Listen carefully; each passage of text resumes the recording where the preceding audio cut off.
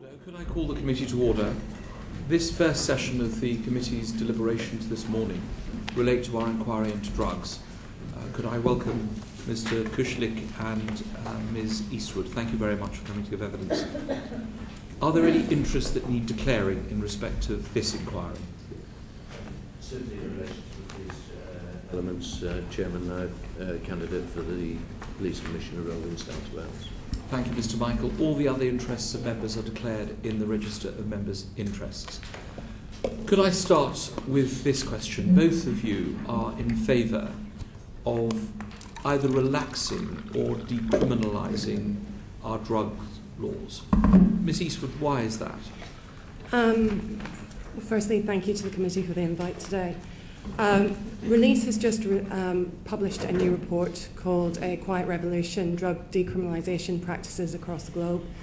And we looked at over 25 to 35 jurisdictions across the world that have adopted decriminalisation. And overwhelmingly, we find that drug use did not increase in any statistical significant way. Our definition of decriminalisation is the application of non-criminal sanctions to drug possession offences and in some cases to cultivation of cannabis for personal use. And the question then arises, why pursue a harsh criminal justice approach? And the harms of criminalisation that impact on an individual. For example, it has a negative impact on employment, on educational aspirations, and furthermore, it stigmatises individuals, and we would argue that this is a barrier both to treatment for those who use drugs problematically and a barrier to full integration into society for those who use drugs problematically and those who use drugs non-problematically. So we believe the evidence is there for decriminalisation. We believe it reduces the harms of the current system and it should be properly considered as a response to drug use. Mr. Kushlink? Thank you to the inquiry for inviting me too. I gave evidence back in 2001 and to the drugs inquiry that HoC ran then. And our evidence is going to be similar but worse in terms of what's happened in the intervening period. So what our view is that the war on drugs, the global war on drugs and the domestic war on drugs should be ended, and that we need to put in place an overarching system of regulation and control. The reason is that prohibition doesn't work. What it doesn't do is stop people using drugs. 270 million people use drugs worldwide. 1 billion have lifetime use. And that stimulates a trade valued by the United Nations at $320 billion a year. It creates an incredible amount of crime and basically operates a wrong-headed approach towards dealing with, as Niamh said, use and misuse. People who are using, who aren't causing a problem to themselves or to other people, don't need the intervention of the criminal justice system. And people who have problems need health intervention. And on the supply side, the government ought to be in control of the trade, not international organised crime. We will come on to that later. Ken Clarke, the Lord Chancellor and Justice Secretary, when we had him before us to talk about this issue, specifically what was happening in prisons, we were very alarmed at the amount of drugs in prisons, made a statement to the effect that the war on drugs had been lost. Do you agree with him?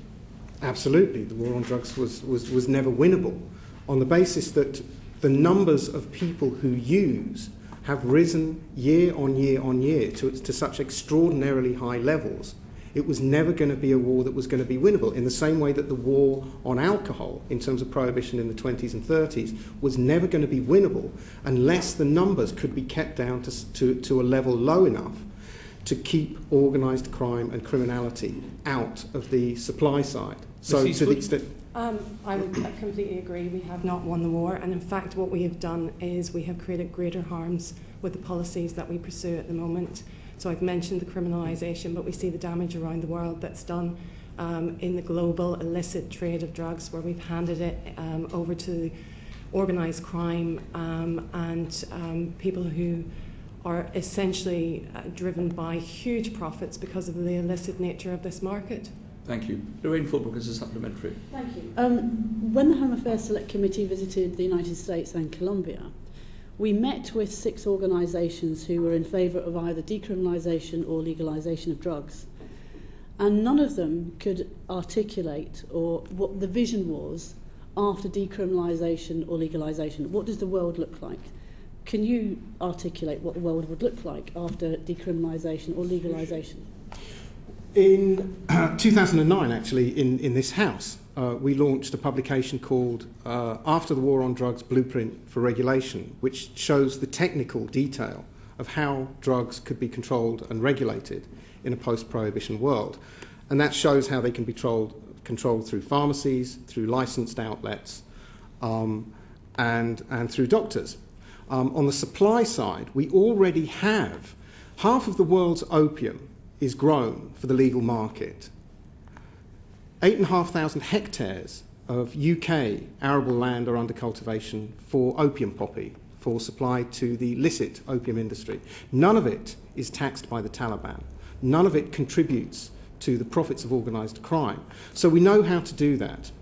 We know how to control drugs in terms of production and supply for pharmacies, and we know how to do it for licensed retailers. What we also know is if you prohibit a demand-led trade, all you do is you gift it to organised crime and unregulated dealers. So that the regulatory frameworks are all currently in place. This is not a step into the unknown. In fact, prohibition was a step into the unknown. In terms of decriminalisation, which is what we advocate for as a first step, because we believe the evidence is there for it, I think we can look around the world at the countries that have already adopted it and see how it's impacted on those countries. And overwhelmingly, as I said, drug use doesn't go up. But we have some examples from Australia, for example, where they have decriminalised cannabis possession and cultivation. And they've had actually very positive results. There was a study that compared 2 states, one that had criminalised use and one that had not criminalised use. And they found that individuals who were criminalised had greater negative outcomes in terms of employment, education, accommodation, relationships, and were more likely to re-enter the criminal justice system. So I think in terms of decriminalisation, then yes, we can see what it looks like. With regards to regulation, it is more complicated. Release argues for an evidence-based approach to this. I would support a lot of what Danny has said, but what we would say is, for example, with cannabis, it's probably easier for us to move forward regulating that drug. And it's very much dependent on the drugs. This isn't a homogenous group of drugs. They're very different in the way that they're used and their impact, and we have to have different policies for them. Bridget Phillipson has a supplementary. Chair, Mr. Kushlink, you were talking just a moment ago about the comparisons or analogy that can be drawn with alcohol and how prohibition of alcohol didn't work, and I accept that. But equally, with alcohol, have we not seen, because of the growing availability and cost, a growing problem with social harm associated with alcohol? What do you think on that point? But also, would you extend that analogy further, because obviously you're advocating decriminalisation? We're advocating control and regulation. And that's the key here. In our submission, we have a graphic which demonstrates how at one end of the spectrum, the over-commercialisation and lack of control of multinational companies who produce and sell alcohol, tobacco and pharmaceuticals effectively has deregulated the market. And at the other end, we have prohibition, which effectively deregulates the market but in a different way and gives it to organised criminals. In the middle, there are significant opportunities for government to intervene in terms of price, outlets, production, supply, and that's where we're heading. So what we're trying to do is close that gap. So yes, we fully recognise that an overly commercialised market can drive up levels of use to horrendous levels. But this is because of a lack of control of those multinational companies who effectively run the trade themselves. So what we're calling on is for government to restrain, regulate far more powerfully currently illicit drugs and at the same time take control of the prohibited trade and put in place best practice in terms of control and regulation. Thank you. David Winnick. Do you think there's some sort of contradiction between the Justice Secretary saying, as he did last week, that the war on drugs has not succeeded, it's failed, and then immediately afterwards telling us that he's very much in favour of continuing with the policy. Do you see that as a contradiction? Far be it from me to call into question Ken Clarke's evidence. But what disturbed me about what he said was that he hadn't had any blinding revelations about what to do about it. So for me, the concern was that having recognised that there's a significant problem here, and that we are indeed losing the war on drugs. And as Niamh was saying, that it's totally counterproductive. Look at Mexico, where 55,000 people have killed each other over the last 4 years. It's destabilised the entire Latin American region, West Africa, Afghanistan. This is a global problem that is causing genocide.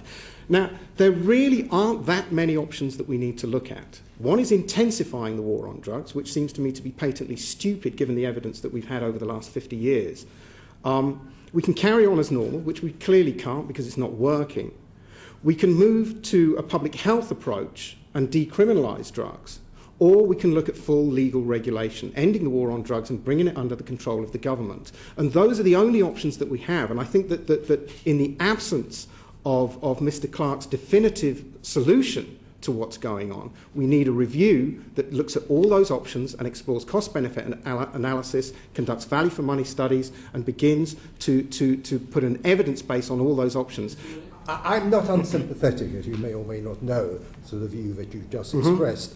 But what do you say to the argument that, in fact, the use of drugs, all the statistics show the use of drugs is such that it's falling? For example, fell significantly from 11% in 1996 to 8.8% in 2010-11. Cannabis fell from around 9.5% in 1996 to 6.5% in 2010-11. So the argument is it is falling with all the failures that the Justice Secretary said. If you're going to do what you have advocated for so many years, it will reverse the trend. Well, some use is going up and some use is going down. Overall, global use remains steady. 270 million used in the last year, 1 billion lifetime use. Now, the problem is that at those levels of use, you stimulate insecurity, destabilisation of developing countries and transit routes. You just spawn opportunities for organised crime and create criminality and a whole host of other problems, health problems, stigma and discrimination, human rights issues, and a waste of money of gargantuan proportions. Currently, it costs 100 billion a year to run prohibition. And if we continue doing it for another 10, it's going to cost us $1 trillion. Now, the value for money is poor, to say the least. It's actually counterproductive. So what we need to do is get back and look at the evidence of what the policy is causing. Now, use is only one indicator. Levels of security of developing countries that are involved in production and supply, the value for money, all this evidence which Transform has been calling on government to produce for the last nearly 20 years now, which it still won't, because it can't show that it is producing value for money across that host of indicators, across those departments. And until we have it, we should drag barons, not just the street corner characters who do certainly much harm, but the drug barons usually operate on an international scale. Are they happy, do you think, with the existing law? They will be delighted to the extent that any country government continues to support the status quo, the prohibition. That is manna for them. That's what they want. The last thing that they want, and the big losers in terms of a move away from prohibition towards government control and regulation, as was the case for alcohol prohibition, is international organised crime and unregulated dealers, businessmen who don't pay tax. You agree with that, Ms. Eastwood? I certainly agree with much of what Danny says. I think that we have to take an incremental approach to change. As I said, I advocate for decriminalisation. I think in terms of the stats that you mentioned around drug misuse, one, statistics on drug misuse aren't always reliable. People aren't likely to disclose their use because of the illicit nature of it, and we haven't got the message around this right. So, for example, the policy doesn't actually impact on use. We've seen that with the reclassification of cannabis and various other illicit substances. Julian Huppert, Dr. Huppert. Thank you, Chair. You've talked quite a bit about evidence. I might come back on some of that. Public opinion is also quite important in this area.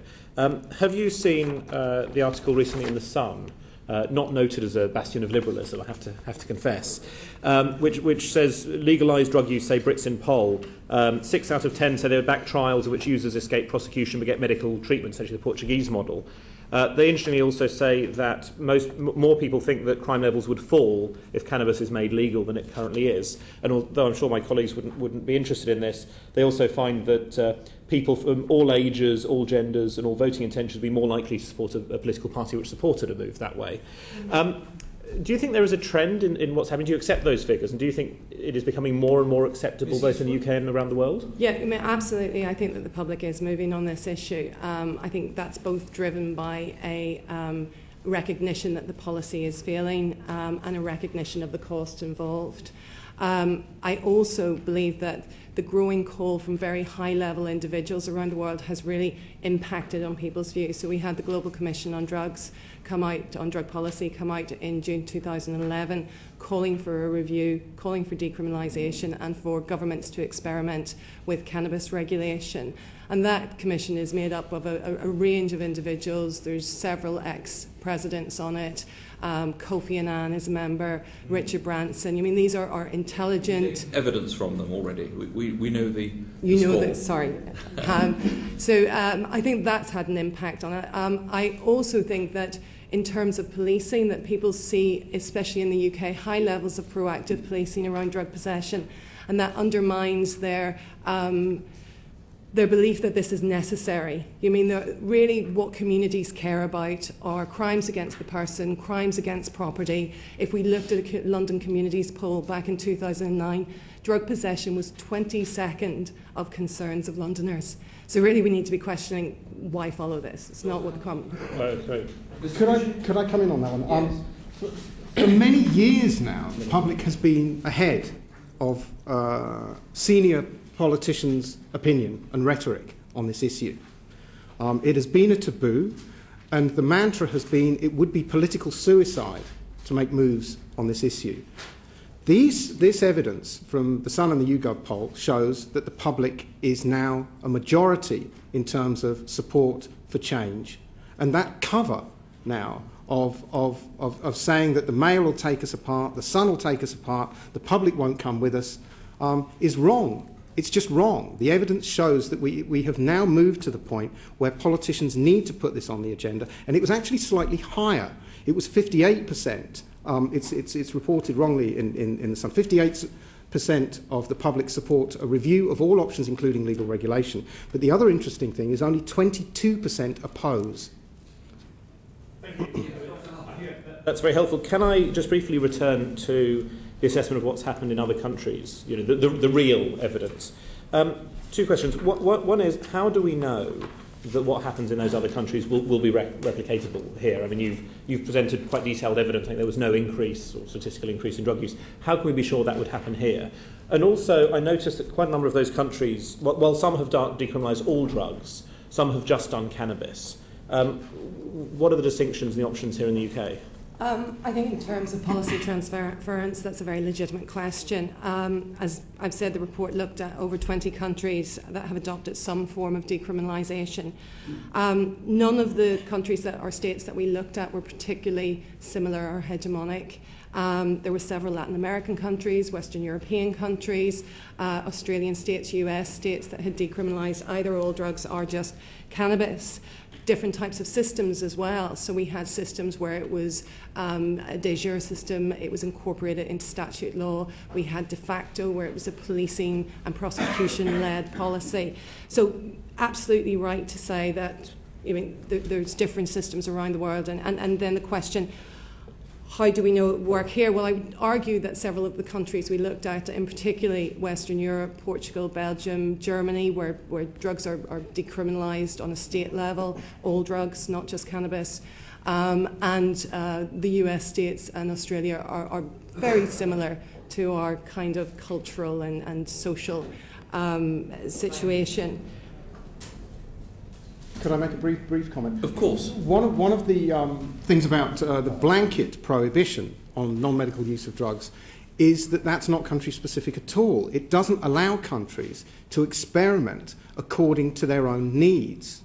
So that lifting the blanket prohibition would enable countries to plan their own policies according to need. And for some, that will mean hanging on to their prohibition. The Saudi Arabians are not itching to decriminalise or legalise drugs, but the Netherlands may well wish to go further, the Spanish, the Swiss and others. Thank you. We've got quick supplementaries from Bridget Phillipson and Lorraine Fulbrook.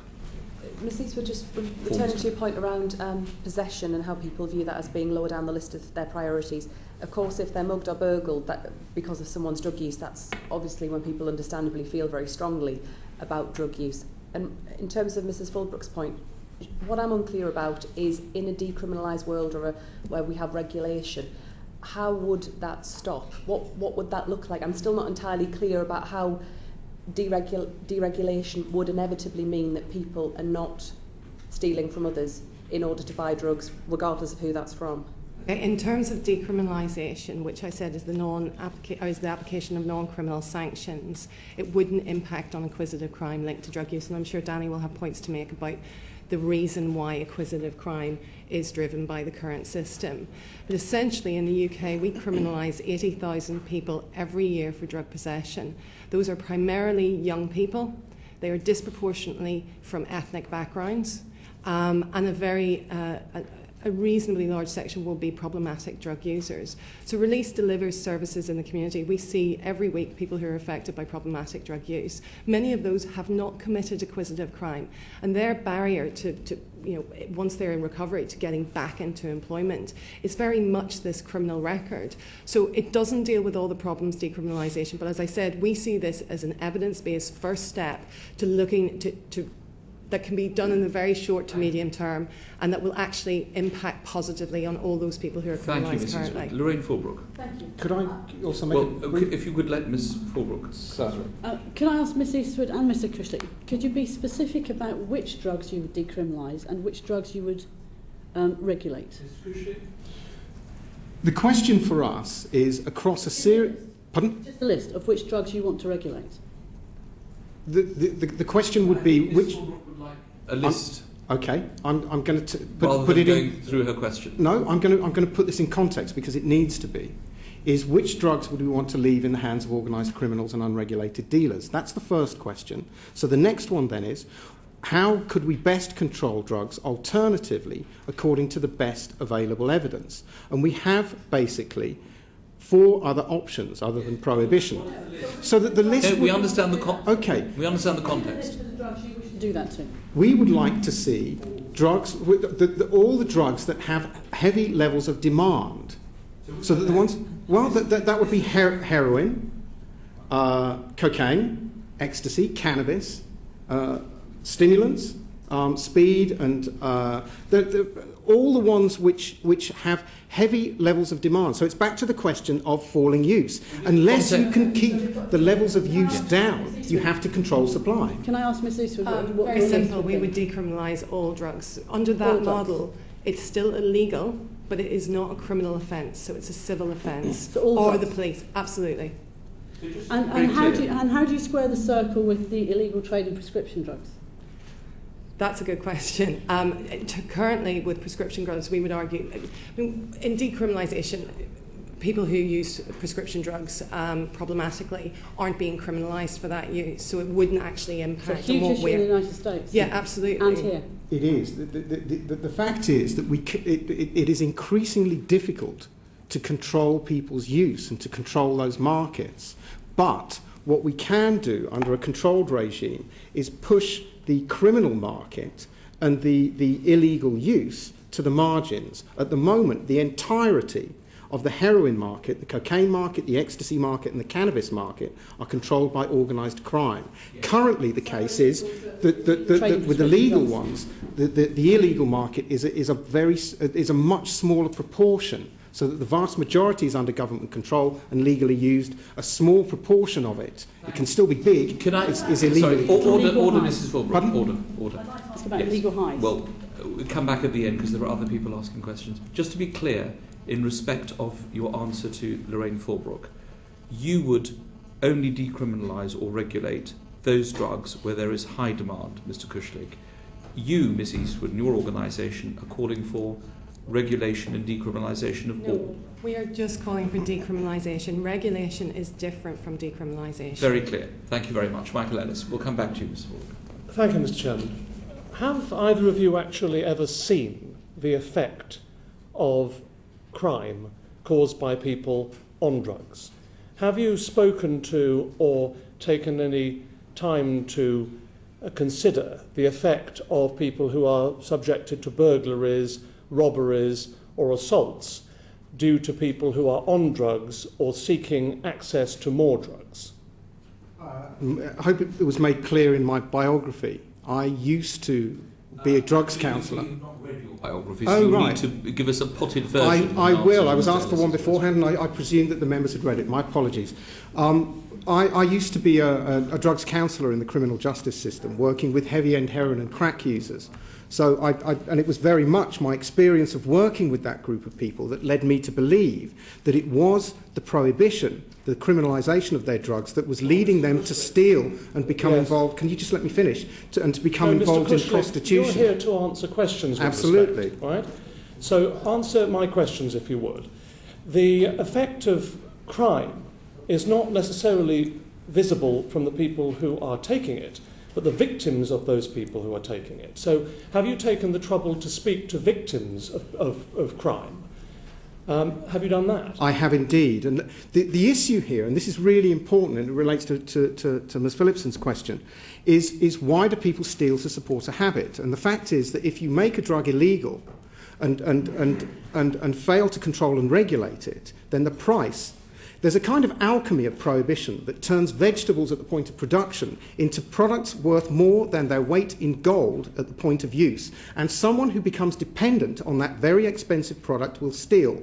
Now, in the case of Switzerland, where they prescribe heroin, this is going to explain to you, Mr. Ellis, why there is about Switzerland. Order. I think it's really important. This is a very interesting set of questions, but what the rest of us need to know is the question and then the answer, rather than it overlapping. I'm going to be able to. If I could just say to Ms. Kushlink, just for time-wise, we do have a lot of other witnesses, so the more you can succinctly put your point, the more effective it would be.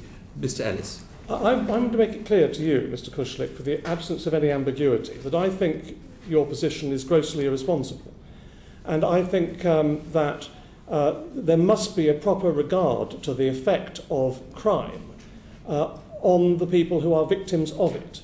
So I'm concerned with the victims that I've seen, having been a barrister in criminal practice for 17 years before I came to this place, that people who are the victims of burglaries and robberies and assault would not think that the people who were on drugs when they committed those offences were in the right place.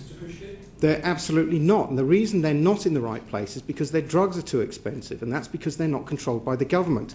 Let me just tell you about... Can I please finish this, on the other hand, Mr. Chairman? No, I just want to answer that point, because on the other hand, you say that... Mr. Chairman, please can I finish? Order. If we could just let Mr. Kushlink have an answer, give his answer, and then Mr. Ellis, please come back. So, people who are dependent on heroin, who are now prescribed, not just in Switzerland but in the UK, their rates of offending reduced significantly, sometimes down to almost zero, because their drugs were free. And now if we made alcohol and tobacco vastly more expensive, people would start stealing to support a habit. And we could do that by prohibiting them. We don't, because it would be a nightmare. You said it's because you consider that drugs are too expensive. Now, you've argued about alcohol and prohibition. Well, I suggest to you that the fact that alcohol is allegedly too inexpensive now is given as a reason for campaigners on the other side to argue for alcohol to be made more expensive. Absolutely. So that's counter to your own argument. It's not counter to it. So if drugs were made dirt cheap, as you would like them to be, more offences would be committed if alcohol's anything to go by. No, the point is to get the price right to a point where you reduce the crime but maintain a deterrent effect in terms of those people who misuse. So Transform and many other organisations who support legalisation and regulation support minimum alcohol pricing. We would like to see... So one of the things here is that tobacco is currently sold in sweet shops. That's wrong. It's sold without a licence, without an ingredients list. Alcohol is currently sold without a health warning. And also sold in sweet shops, and it's too cheap. We would like to see those prices increased, but certainly not to a level where people are offending to support a habit. Dr. Hubbard, as a quick supplementary, that we must move on to. I understand Mr. Ellis's concerns. I think we come from slightly different perspectives. What is the evidence from all the other countries which have tried decriminalisation? Has it in fact led to an increase in crime or a decrease in crime? Because I think we do share an aim of reducing crime. Ms. Eastwood? In terms of the impact on acquisitive crime, as I said, we were looking at prevalence rates. A lot of the countries haven't really analysed the impact on acquisitive crime. So, for example, probably the best researched area is Portugal. And Portugal found that during the period of decriminalisation, certain types of inquisitive crime went up and certain types of acquisitive crime went down. The type of crime that went up was crime that was less violent, so things like muggings, home burglaries. So there was an increase on business burglaries and that kind of thing. So in terms of decriminalisation, I'm not sure it impacts on acquisitive crime. I wouldn't advocate that that is necessarily the reason for introducing the policy. The reason for introducing the policy is because actually criminalisation doesn't achieve the effects that we want. It doesn't deter use, and it doesn't impact on those used problematically. Helpful. Thank you very much. Alan Michael. You've both suggested that a Royal Commission should be established to look at this. A Royal Commission can be expensive, can take a lot of time. Why do you think it would be worth that investment? Well, we advocated for a Royal Commission because I have to say I really respect the committee for taking on this difficult task. It's not an easy policy area. And in terms of one of the barriers to reform, the politicisation of the debate has been a major problem. So that politicians don't feel necessarily, I'm not suggesting the members, but other politicians, certainly governments, don't necessarily feel comfortable with addressing this issue. And I think we can see that when we have people like Bob Ainsworth, who after leaving office came out and said there needs to be a review in this area, we should be prescribing medical heroin to people who use problematically. So a Royal Commission, we feel, would depoliticise it. I accept that it is expensive, but when we spend 1.5 billion a year on law enforcement, and the cost of the states in the region. It's also the fact that very often a Royal Commission comes out with a report which then stays on the shelf because it doesn't deal with the political issues, with the views of the public, and the sort of counter suggestions to the type of approach that you might think it might come out with. Of course, it might not. Well, absolutely, but we would, as I said, we're led by the evidence, so that's what we want to see. I agree with that point, but I think, as I've said, this area is so difficult for Parliament. I mean, this hasn't been looked at in 10 years, not since this committee looked at it before. Having a debate on the floor of the House around this area is almost impossible. Bob Ainsworth, when he talks about the timing that he got for it, I mean, he was kind of put into the bleachers at 4 o'clock in the afternoon or something like that when nobody would be there. So I think there is a difficulty around this, and that actually a commission allows the evidence to be put forward. It may give politicians the cover they need to move forward. But I think that the fact that we have change around public opinion is also something that we would hope would influence policy. Very much. Mr. Kushlink, yes, please. There are a number of ways that we can approach this, and the Royal Commission is something that Transform would also support. To be honest with you, we'll take anything at this point, because it is so taboo and it's so difficult. But a joint committee is another one. We could look at independent value for money studies. Now, what we take, we use as a touchstone here is President Santos of Colombia's call for a review, at which he said all options need to go on the table, and they're doing that through the Organisation of American States. And I think that we need to look at anything we possibly can, value for money studies, scenario plans, cost-benefit analyses. We need them to be as independent as possible, but definitely evidence-based and be led by the evidence, not Mr. by Michael. ideology. And of course he wasn't recommending a specific approach. We don't need to. I'm not quite clear now what you're suggesting. You're suggesting that rather than a Royal Commission, a sort of series of studies be done, are you? Well, the thing is, like I say, and I absolutely agree with Niamh, and we can all look at it's demonstrably been shown that this is so difficult to talk about historically by politicians, and certainly senior ones. David Cameron sat on the 2001-2 report. Courts supported a debate and now has gone silent on it again. It's ever so no, but it shows, it demonstrates the difficulty as people move towards high office, that it gets very difficult. Thank you. Any opportunity to raise the debate, to follow the evidence and look at all policy options will be welcomed. Thank you, Mr. Michael. We have we have other witnesses today, so very quickly, Lorraine Fordbrook. Thank you. I don't think you've actually answered my question about the illegal trade in prescription drugs. In your list of drugs you would either decriminalise or regulate. And you haven't included legal highs in your reports or your findings, which change week by week and are as harmful, if not more harmful, than the misuse of the usual drugs we know. So what's your position on prescription and on legal highs? These are very big areas. We are very happy to have a note from you on them. What I'd like is 30-second answers because we have other witnesses. Ms. Eastwood. Very briefly, we would consider that the issue of legal highs is probably overstated.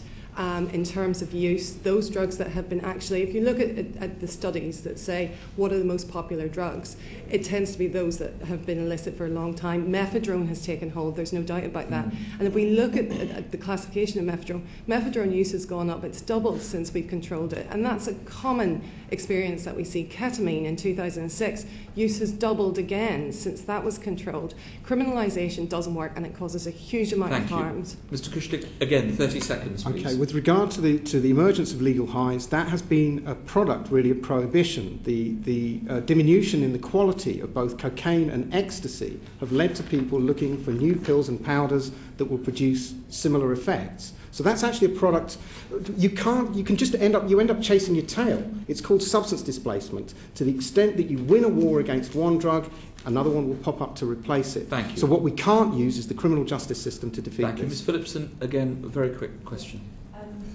Whatever the rights and wrongs of decriminalisation, it doesn't deal with the underlying causes of why people might become problematic drug users. For example, when heroin use was a particular issue in my community, it was predominantly young people from troubled backgrounds who didn't have a job and faced big challenges in their life. How would you respond to that? Again, very briefly. I think that's absolutely right. It's a much more complicated area. Problematic drug use is a symptom of a much deeper issue. We see 1,700 clients every year at legal outreach programs. Most of them have suffered trauma, whether it be abuse, sexual abuse, physical abuse. And again, criminalising them is not going to help this situation. I absolutely concur with what Niamh's just said. And in terms of looking at underlying issues, certainly the evidence that I've seen shows that there is a clear correlation between the level of welfare and the level of misuse. So if we're looking at underlying issues, we need to look at things like that, about benefit provision and about reducing the gap between rich and poor. Those are the kind of things that will fundamentally influence the conveyor belt that leads people into misuse. Thank you.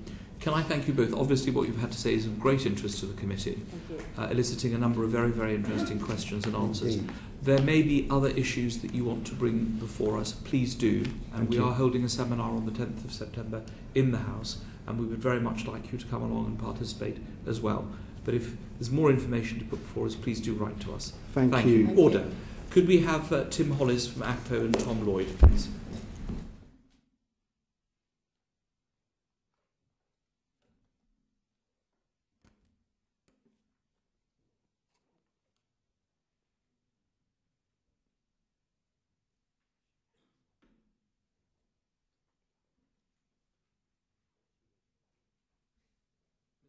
Mr. Lloyd, Chief Constable, former Chief Constable.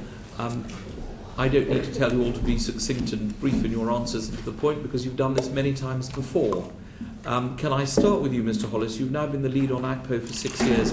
It must have been a huge embarrassment for you when you heard that the Secretary of State for Justice, the head of the legal system, as far as the government is concerned, has said that the war on drugs had failed since you have been the lead on ACPO, and very distinguished chief constables have given evidence in the past to this committee and to other committees of this House that things are getting better. They're not, are they? First, I never find it embarrassing when a person states an honest opinion, Chair. As a former professional soldier, I'm familiar with the concept war on drugs. I find it a really unhelpful expression for two reasons. Firstly, because I think it's the wrong approach to what's really a deep-seated and complex social problem. If, as Kenneth Clarke suggests, and of course 20 years ago he was Home Secretary, so he knows the business, that the war's been lost, and I think he's probably referring to successive governments' overarching drug strategy as to how successful that has been. Obviously, I'm here today to talk about one element of that, which is the enforcement element. As a cop, two things. Firstly, I'm into year 35 of my service. We've been dealing with burglary for 35 years. No one's told me we've lost the war on burglary. Secondly, a very personal view, the majority of people who use drugs, experiment and use drugs, are young people. Yes. I joined the police service. We'll come on to that. No, so it's relevant to the war on drugs concept, please. I came into police service to serve and protect the public. I did not come into the service to go to war with young people. So, so I challenge the concept. Right. Has policing solved the problem? No. No. Well, let's concentrate on what you do know about in terms of policing. Drugs are still coming into this country. The use is only happening because drugs still come in. What is going wrong with the system that we have at the moment that drugs still pour into this country? One of the people following me, I understand, is Trevor Pearce. Yes. From the CS Organised Crime Agency, destined to go to Well, we'll ask him his questions. I'm asking you. Well, yes, I'm explaining. Actually, my responsibility is domestic drug issues within UK. I'm not well-cited professionally to give you a detailed analysis of what's going on with the international. Well, deal with what happens when they arrive in, then, Mr. Hollis. Yes, we do in areas like police a major port, and we know full well that there are a lot in Humberside, a lot of drugs coming through and other illicit material coming through our ports. So we endeavour jointly with other agencies, other law enforcement agencies, SOCA, UK Border Agency, to try and reduce the flow, predominantly using intelligence-led policing. We focus our efforts and our priorities. We have to, our resources are scant and diminishing. We focus our efforts on organised crime, because that's a crucial issue. That's where the great harms are coming through. Right. And in terms of seizures, yes, and in terms of prosecutions of drug dealers, have you got some figures to give this to committee about the increase in the number of dealers we've taken to court and sent to jail? No, if you want figures and statistics, I can obtain them. The Home Office have ample supply of statistics and So figures. what does ACPO do in this respect then? What is the point of having a lead on drugs? The lead on drug, ACPO itself is an association. No, it draws together all the agencies. I chair a meeting. We meet 3 times a year. I has no executive role, so I cannot direct a police force or another agency to do something. It's goodwill support. We have Home Office, UK Border Agency, Scotland, Northern Ireland actually sitting with us, because actually Scotland and Northern Ireland have similar problems. It's to actually share good practice, identify emerging problems. We did a critical bit of work over an 18-month period on understanding the commercial cannabis. The cannabis so you can't really tell this committee anything about whether or not there have been more prosecutions. I mean, you must have looked at the figures. You're appearing before the Home Affairs Select Committee to talk about drugs. You must have looked at the figures about prosecutions. You must know, have they gone up? Has the amount of seizures gone up? You must know something to tell us, apart from the fact that good practice is being disseminated throughout the land. We do not study, ACPO Drugs does not study the statistics in relation to drugs. They deal with it at force level and by SOCA. But as the ACPO lead, you don't know these. You've not looked at them. It's not something routine we study, as I explained. Okay. Mr. Lloyd, you're a former Chief Constable. Correct, yes. And you publicly call for the decriminalisation of drugs. Is that all drugs? Yes. Every single one of them? Yes. Why? Well, if you take somebody who is indulging in youthful experimentation with a drug that other witnesses have said is less powerful, for example, or harmful than alcohol, it seems to me that they should be afforded the same sort of forgiveness and understanding that's afforded to shadow and cabinet ministers in this and other governments who've admitted to youthful experimentation. It seems hypocritical to saddle a young person with a criminal conviction that could blight their lives, rather than some support or guidance and proper education. Secondly, those who are suffering from the disease of addiction many have experienced extreme trauma in their lives. Now, it seems to me the last thing that the police should be doing is arresting them. You have two consequences. They'll get a conviction. The second consequence is that it encourages risky behaviour in drug users. If you've just scored your heroin for £20, which you may well have got by stealing to feed your addiction, then what you'll do in fear of being arrested is go to the nearest place possible, whether it's a public lavatory, some inappropriate place, borrow a needle to get that drug into your system as much as possible. Yes. We encourage that. So those are two powerful reasons, just based on humanity, for not using the criminal law for drug users. Sure. Putting humanity to one side, just for a moment. Chairman, I'll keep it in mind if I know. And looking at the harmful effects of drugs, which will affect a person's humanity, bringing it back into play. Yes. Surely it is not humane to allow people to carry on taking drugs which will have a harmful effect on them. We have a situation at the moment where, to put it crudely, the drug dealers all over the world are laughing at law enforcement. They love this situation because it elevates the price. That gives them the motivation to probably succeed in getting 80% plus of their products through border controls on whatever country you're talking about. So if even 20% gets caught, that's not a bad tax rate. People are called drug pushers because they actively push drugs at people. So if you are talking about people who are susceptible, shall I say, to drug use, we have a situation which will push drugs to drug use. I'm talking about the harmful effects. Yes. Well, it can't be not harmful to take cocaine. I understand what you're saying about... But it's, okay, Chairman, I understand that. I'll get to the point. I'm not talking about the drug dealers. I'm talking about the effect it has on people taking drugs. It is much more harmful for those drugs to be produced and supplied by criminals who care only for profit. And we have tragic examples of people injecting heroin which has been contaminated, say, with anthrax even in recent history. So all drugs are more harmful than they would otherwise be. Because of the illegality. Because of the illegality. And in essence, what the point I want to get across is that there is a massive amount of work done by law enforcement, by health, by treatment, by a whole range of workers, all of which is pushing against this massive influence of the criminal drugs market driven by profit. So we're very much on the back foot, if not being pushed back, as I think Ken Clark said. Yes. And I must say on his point, it's really encouraging to hear a politician speak out openly and honestly about what he Very believes good. on that. And I'm glad you said that, because my final point is about Mr. Clark's statement about the war on drugs. You heard what Mr. Hollister said. He doesn't like the use of the term, whereas our previous witnesses acknowledged the term was used and felt that it had been lost. Do you think that we'd lost the war on drugs? Yes. We've been losing it. It's unwinnable. But we have President Richard Nixon to blame for this in his 1970-71 campaign, where he coined the term war on drugs. And that has sadly been used by drug warriors as a reason for increasing spend on law enforcement, not on health and support.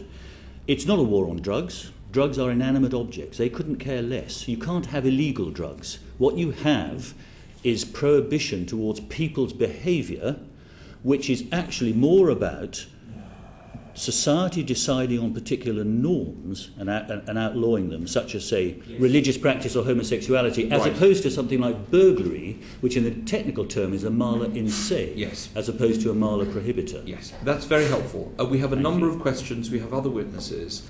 So I'd be most grateful. The context is very important, but I'd be grateful if you could answer the questions as succinctly as possible. Mr. Winnick. Mr. Lloyd, you're a former Chief Constable. Mr. Hollis is a former Assistant Chief Constable, both distinguished. He's a current Chief Constable. Yes. There you go. Both certainly senior and distinguished former police officers. Do you know something I don't? I know John Prescott's lighted in my Police and Crime Commission. It's a bit worrying. Mr. Hollis is stealing your job. not Mr. Lloyd. Sorry about that. Mr. Lloyd, you have set out a list of things that you wish to see done. As the Chair said, amongst other things, declare an immediate amnesty by means of de facto decriminalisation.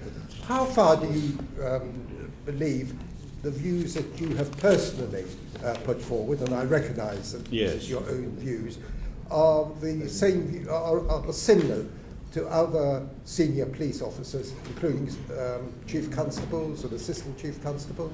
It's very difficult to estimate, but I do know that there are more people than you would think who would accord with my views. But I think it's fair to say, and Tim will perhaps have a view on this, maybe I'm being more optimistic for obvious reasons, but certainly I've come across a lot of people who think that. Interesting enough, I've come across a lot of senior politicians who privately think the same, and increasingly in my work of advocating drug policy reform, it's very encouraging, as are the Sun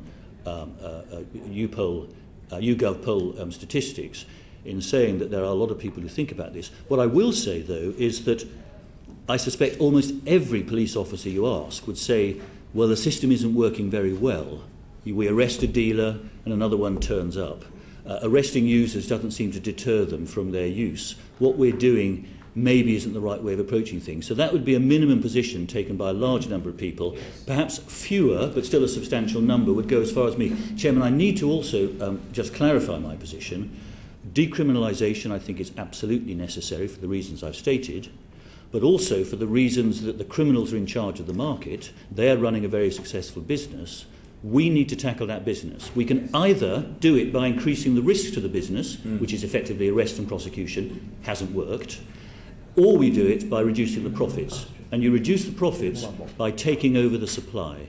So control and regulation is actually the answer. Mr. Wood. I think it's generally recognised that certainly for drug dealers, particularly the barons, would very much, as the last witness stated, would like the status quo to remain, as we would if we were involved in the same terrible business. Mr. Hollis, what Mr. Lloyd said, is that your views as well? More up to date, with great respect, because Tom retired a wee while ago. I'm also one of the vice presidents of ACCO, so I do know the chiefs very well.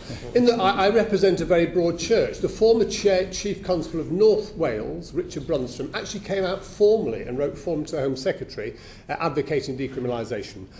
He does not represent the majority view, I have to say. Within that, there are other colleagues who have a much more hard line. I know some of your witnesses have actually had quite a strong view. The police find themselves in a difficult position because they do absolutely get the point made by Mr. Ellis. We see the damage done by drugs within our communities, and of course we get both from future police and crime commissions potentially and our public about what they want us to do, and another group saying they want us to do differently. So we do occupy a rather difficult space, which is why I welcome a well-informed, open debate on Most the grateful. Thank you. Lorraine Fulbrook. Thank you, Chairman. Can I ask Mr. Lloyd the same question I asked the previous witnesses? Which drugs would you decriminalise? All of them. All of them? Yeah. Including heroin, prescription cocaine. drugs? Well, I must say I'm not very well informed on prescription drugs, and certainly what that shows is that some people are, as it were, evading controls that have been put in place and perhaps need to be firmed up in order to satisfy probably an addiction. And I think some of this comes around either from people who might be possibly using heroin or cocaine, choose to get supplies, as it were, illegally or circumventing the prescription route, or it's people who have fallen into addiction as a result of being prescribed the drugs in any case, and maybe find that they're forced into that position in order to satisfy their addiction. But that's certainly not what the Home Affairs Select Committee found in the United States.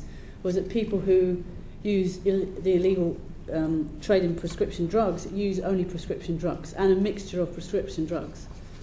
Well, I mean, that may well be the case. As I said, I'm not particularly informed on that, but what I would say is, whatever we do, let's not use the criminal law to prosecute people who have clearly got a problem with addiction, as is evidenced by the efforts they will go to in circumventing the rules about obtaining prescription drugs. So that's my basic point on that. So in other words, there's a consistency across my position. Now, as far as legal highs are concerned, I think we heard earlier, and I would agree with that you do get this so-called balloon effect. Whether you're seeking to stamp out production of cocaine in Colombia, which has dropped slightly, you'll see it go up in Peru to compensate for the market.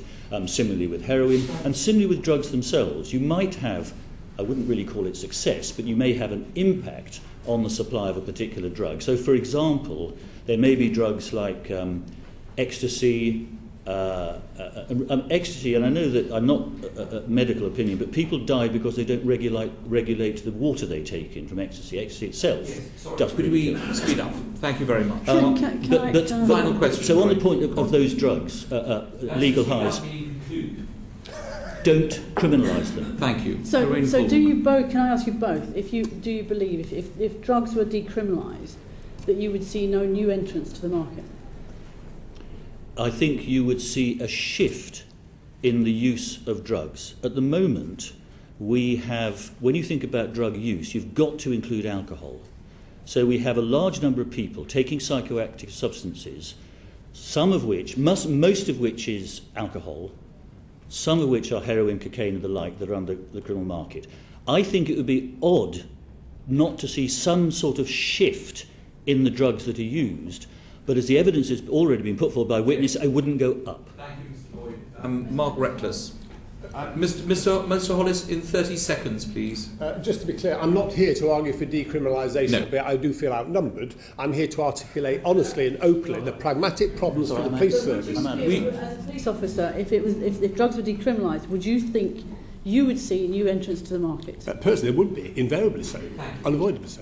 We would be astonished, Mr. Lloyd, we would be astonished if the ACPO lead on drugs had come before the Home Affairs Select Committee to suggest decriminalisation. I do realise that, thank you. Mr. Reckless. Mr. Hollis, what does ACPO perceive to be the purpose of the war on drugs? Again, I just registered the war on drugs. I find it helpful. We're there to enforce the law and to protect our communities from harm. We understand fully, and Trevor Pearce will describe, the high-level threats from organised criminality to this country. And a point well made, I think, is actually regulation doesn't solution, because actually organised crime is into tobacco, prescription drug, and into alcohol smuggling, because there's money there. So it will solve one set of problems, it doesn't resolve another one. So actually we're there, and I witnessed within my police force area the harms done to my communities, both by organised criminality, but also the tragedies. It was two young men, worthy lads in Scunthorpe, who died, originally suspected of methadone. Interesting, they actually died as a result of methadone, already an illegal drug, and alcohol. So we deal with, and my family liaison officers deal with the families and victims of people who died from that. So we're there to protect our communities. It is against the law, the misuse of drugs that makes certain drugs illegal, and that's our responsibility. Where I think there's some really interesting issues and some really challenges for the service, for the Home Office and for politicians, is the new generation of legal highs being rapidly developed and promulgated through social networking. We're not designed... That was my question. Could I ask, in terms of interception? Yeah.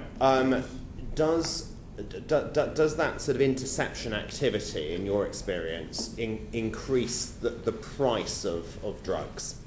Anecdotally, yes, but it varies because actually it's replaced very quickly. And a lot of our organised crime in my force area,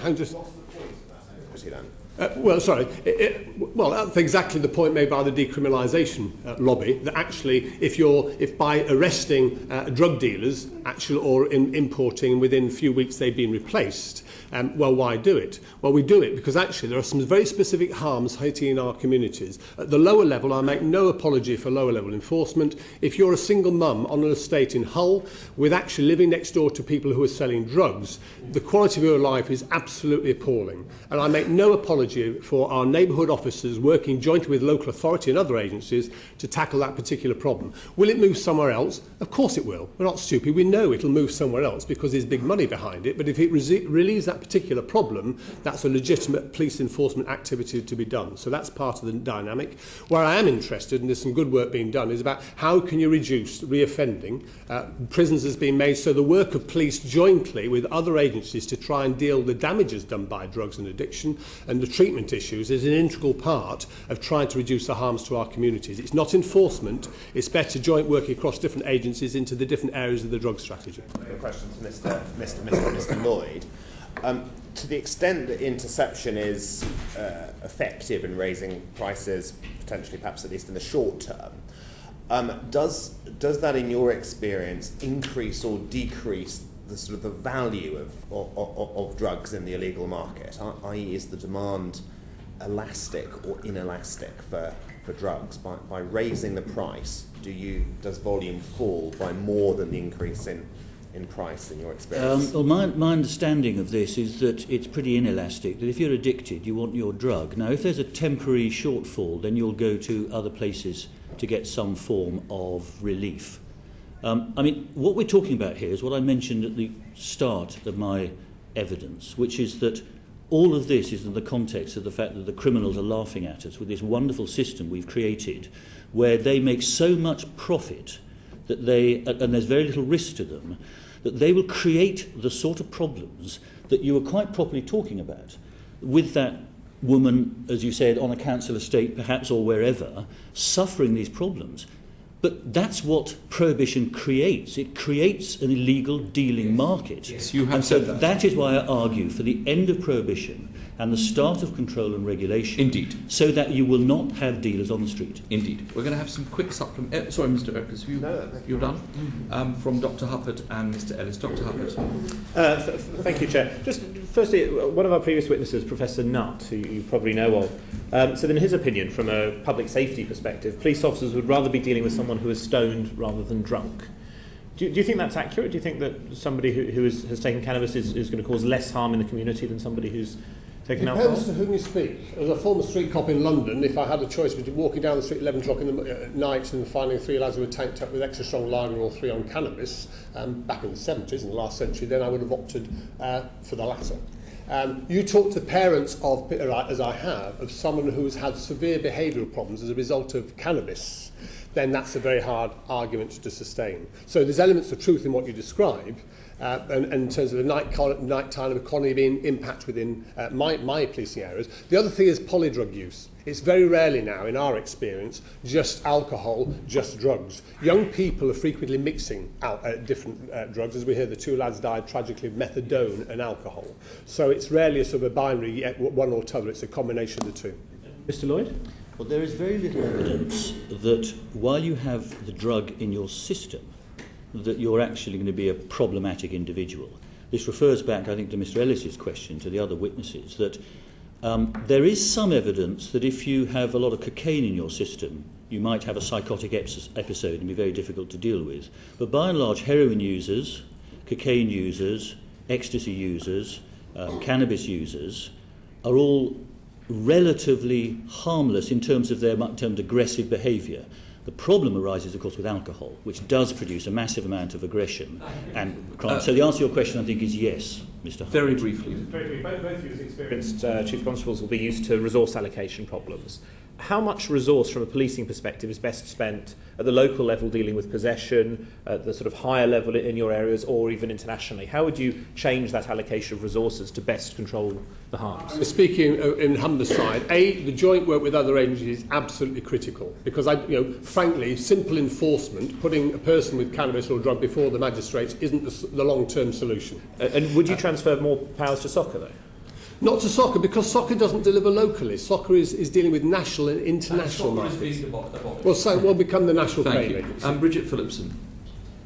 We've had evidence on the education provided to young people in schools around drugs and alcohol, and that young people frequently now no longer believe the evidence that they're receiving, that it has to be balanced. On the one hand, giving young people information, but not necessarily scaremongering, but providing the information for young people to be fully informed. What do you think about the education that's provided to young people on drugs education, and do they routinely think that adults, teachers, the police or whoever are simply not being accurate about the risks associated with drug use? From my perspective, Tom will have his own view. I have a real concern, as do my colleagues across the service and whom I do represent with drugs, about the impact of all the changes currently taking place. We have people on our young children's thing who link in to look at the education prevent, which is a crucial part of the strategy. I understand that PSHE is due to be reviewed, which will integral to the drug element of that, and that review keeps being delayed. So from our perspective, the education information to young people who are also to counterbalance what they can get on social network is crucial. Our concern is that doesn't be clearly where that's being progressed. The other end is a potential impact on the treatment and prevention side, National Treatment Agency going, money from drugs going down, and dip from drug intervention programme. Could I just start? Yes, Mr. Lloyd. Thank you, Chairman. I don't think the police should be involved in drugs education. It shouldn't be a criminal issue, it should be a health and social issue. The evidence from the United States on a programme around DARE, which is drug resistance education, the actual evidence is that it doesn't work and can even be counterproductive. And it's pretty much like a lot of the education which we give youngsters, which is a variation of Nancy Reagan's Just Say No, which doesn't work.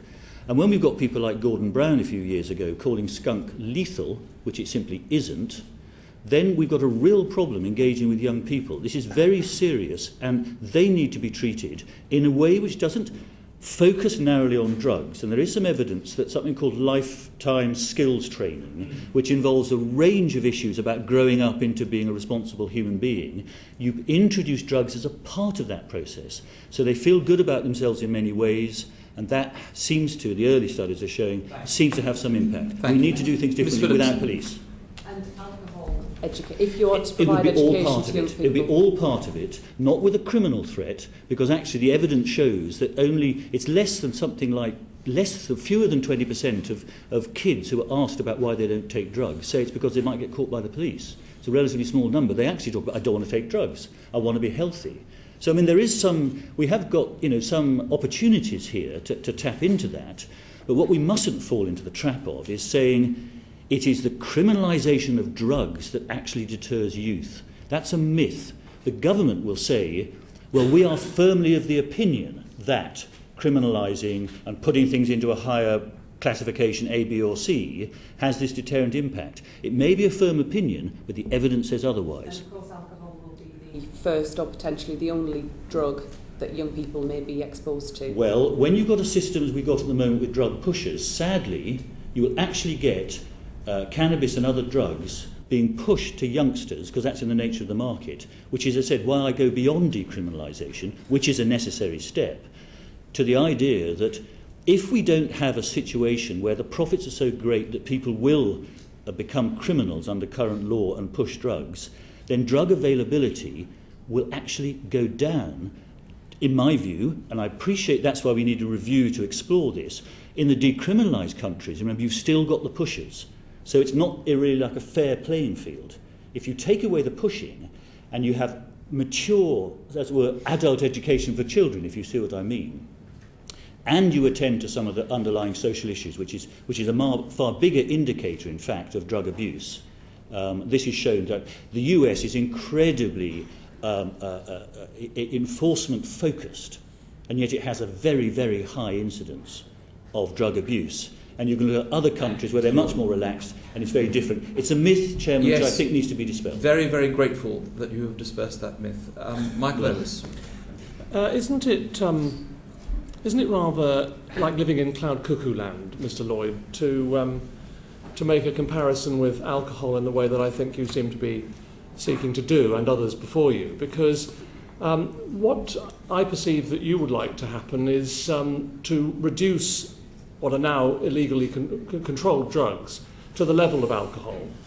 And if I'm right in that, and that is what you would like to see happen, we have a situation today where alcohol is not illegal, and it is still responsible, I'm sure you'd agree, for huge criminal justice problems, a huge impact on the public purse, both in law and order and in the National Health Service. So would we not simply be creating a two-tier disaster, and rather than lower the price of controlled drugs to exacerbate an already dangerous situation as far as alcohol is concerned, this is the effect of what would happen under your idea? No, and you misstate my position, which actually echoes what Danny Kushlink was saying, is that alcohol isn't probably sufficiently regulated at the moment, and its price has gone down relative to people's ability to pay over a very long time. So I think we need more regulation of alcohol.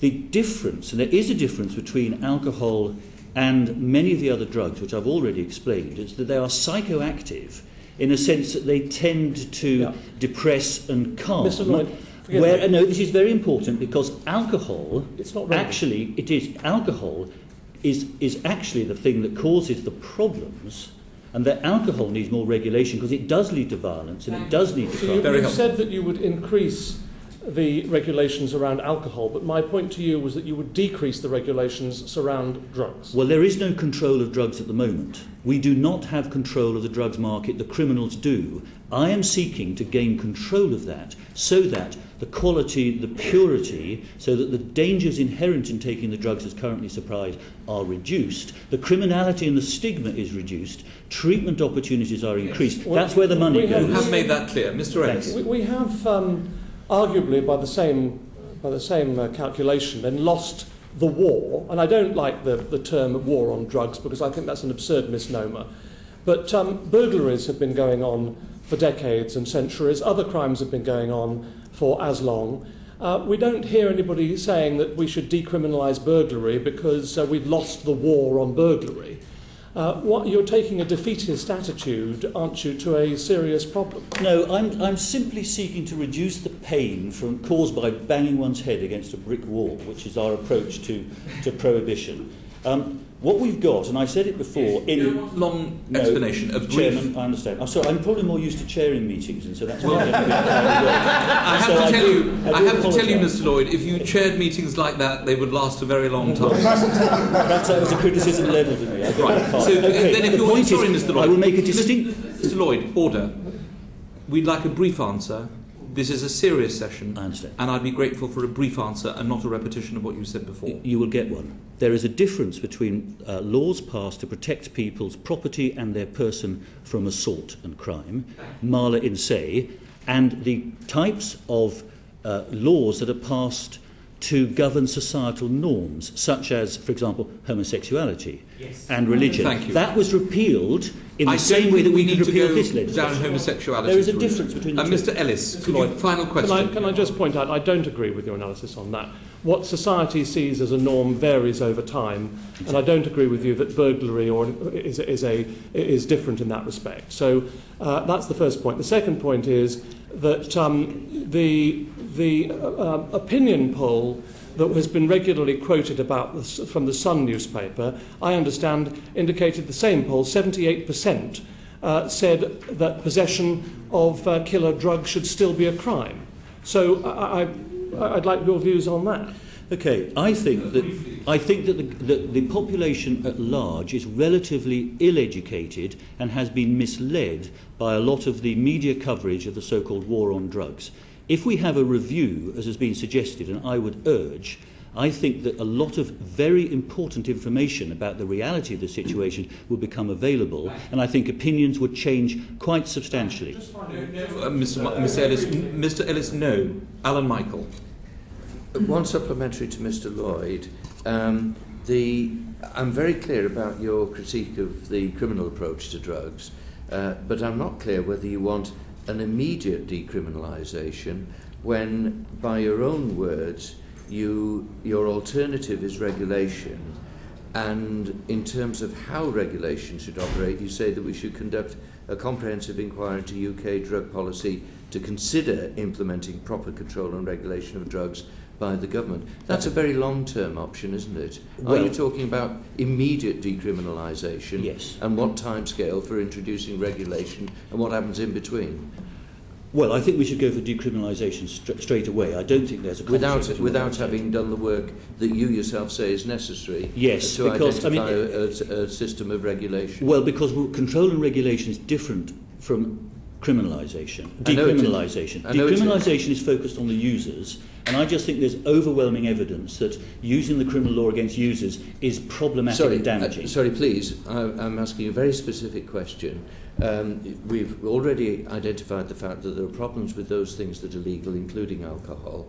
So if you immediately decriminalise, there is a vacuum before you can have what you describe as a long-term project of introducing regulation. Are you saying that we should simply trust to luck in the meantime? It's not a vacuum. I mean, you heard from Niamh Eastwood, there are at least 20 countries she looked at that have some form of decriminalisation without the great fear of increased drug use. But I am saying that. I think we should but do it. You are saying that even though it would be impossible to introduce a system of regulation immediately, we should decriminalise immediately. Because they are actually separate issues, as other witnesses have said, yes. Okay. As far as the ACBO position is concerned, there's been a highlighting of the growth in commercial cannabis farms. I've certainly seen evidence of that at a local level as well. But you say they're not a high priority for most police forces who concentrate on Class A drugs. No, correction, I didn't say that. Actually, that's some work that my committee undertook and developed over 18 months because there was a gap. You say the committee's wrong then? No, we got it right. We spotted there was a gap across the 43 forces of England and Wales, and we linked into international forces as well on commercial cannabis. We did a lot of a risk analysis about what's happening out there now, and we got a much greater understanding as a result of the scale of the problem, and it's linked into organised crime, and we do prioritise organised crime.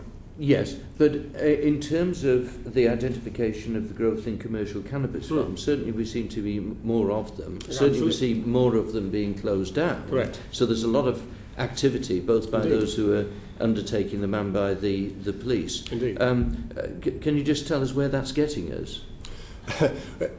Intelligence-wise, working close with SOCOs to identify who are the organisers, who's involved in it. There was an evidence of Vietnamese people in there, which is international organised crime, and Trevor Pearce may have a view. There's increasing indications it's local serious organised criminals. So it's partly intelligence, it's resolving the immediate problem locally, and I accept someone will then open it up somewhere else, but that there's not a reason for not tackling the local problem. So is this something that really ought to be more of a priority for soccer or for the National It's a joint Agency? one. Soccer have the national and international. We got the UK board. That. So we work jointly with soccer as an enterprise because we both have an interest in trying to tackle those problems. Sorry, I'm trying to get it clear who ought to be doing what. Should local forces be doing more across England and Wales, are you saying? Should soccer be taking a greater interest? Soccer have an interest, they deal with the international element of it. The local forces working collectively and collaboratively with our support are actually tackling the problem within their force area. But you're implying, as I understand it, there's a gap, that not enough is being done. Who is it that's not doing enough?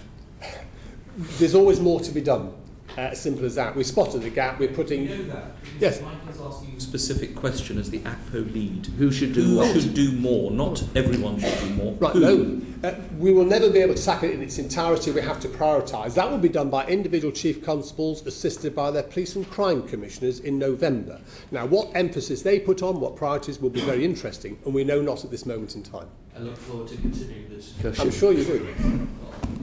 You've given the responsibility to Mr. Michael, clearly. I'm the Chief Constable of South Wales. Indeed. Thank you. Mr. Lloyd, Mr. Hollis, thank you very much for giving evidence. Chair, can I just say one thing I had been expecting, very quick, because actually you asked me about whether we were succeeding or failing. I did expect to be asked about my views about the overarching strategy. Maybe what you could do is write to us about your views.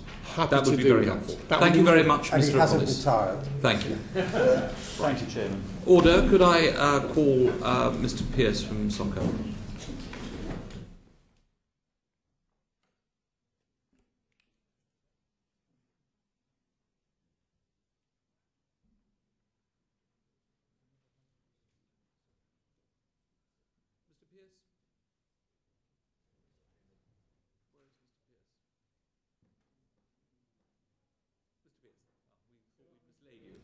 There's obviously a vast amount of interest. Everyone seems to be leaving as I arrive. So. Oh, do not take it personally. We're still here. It's very important.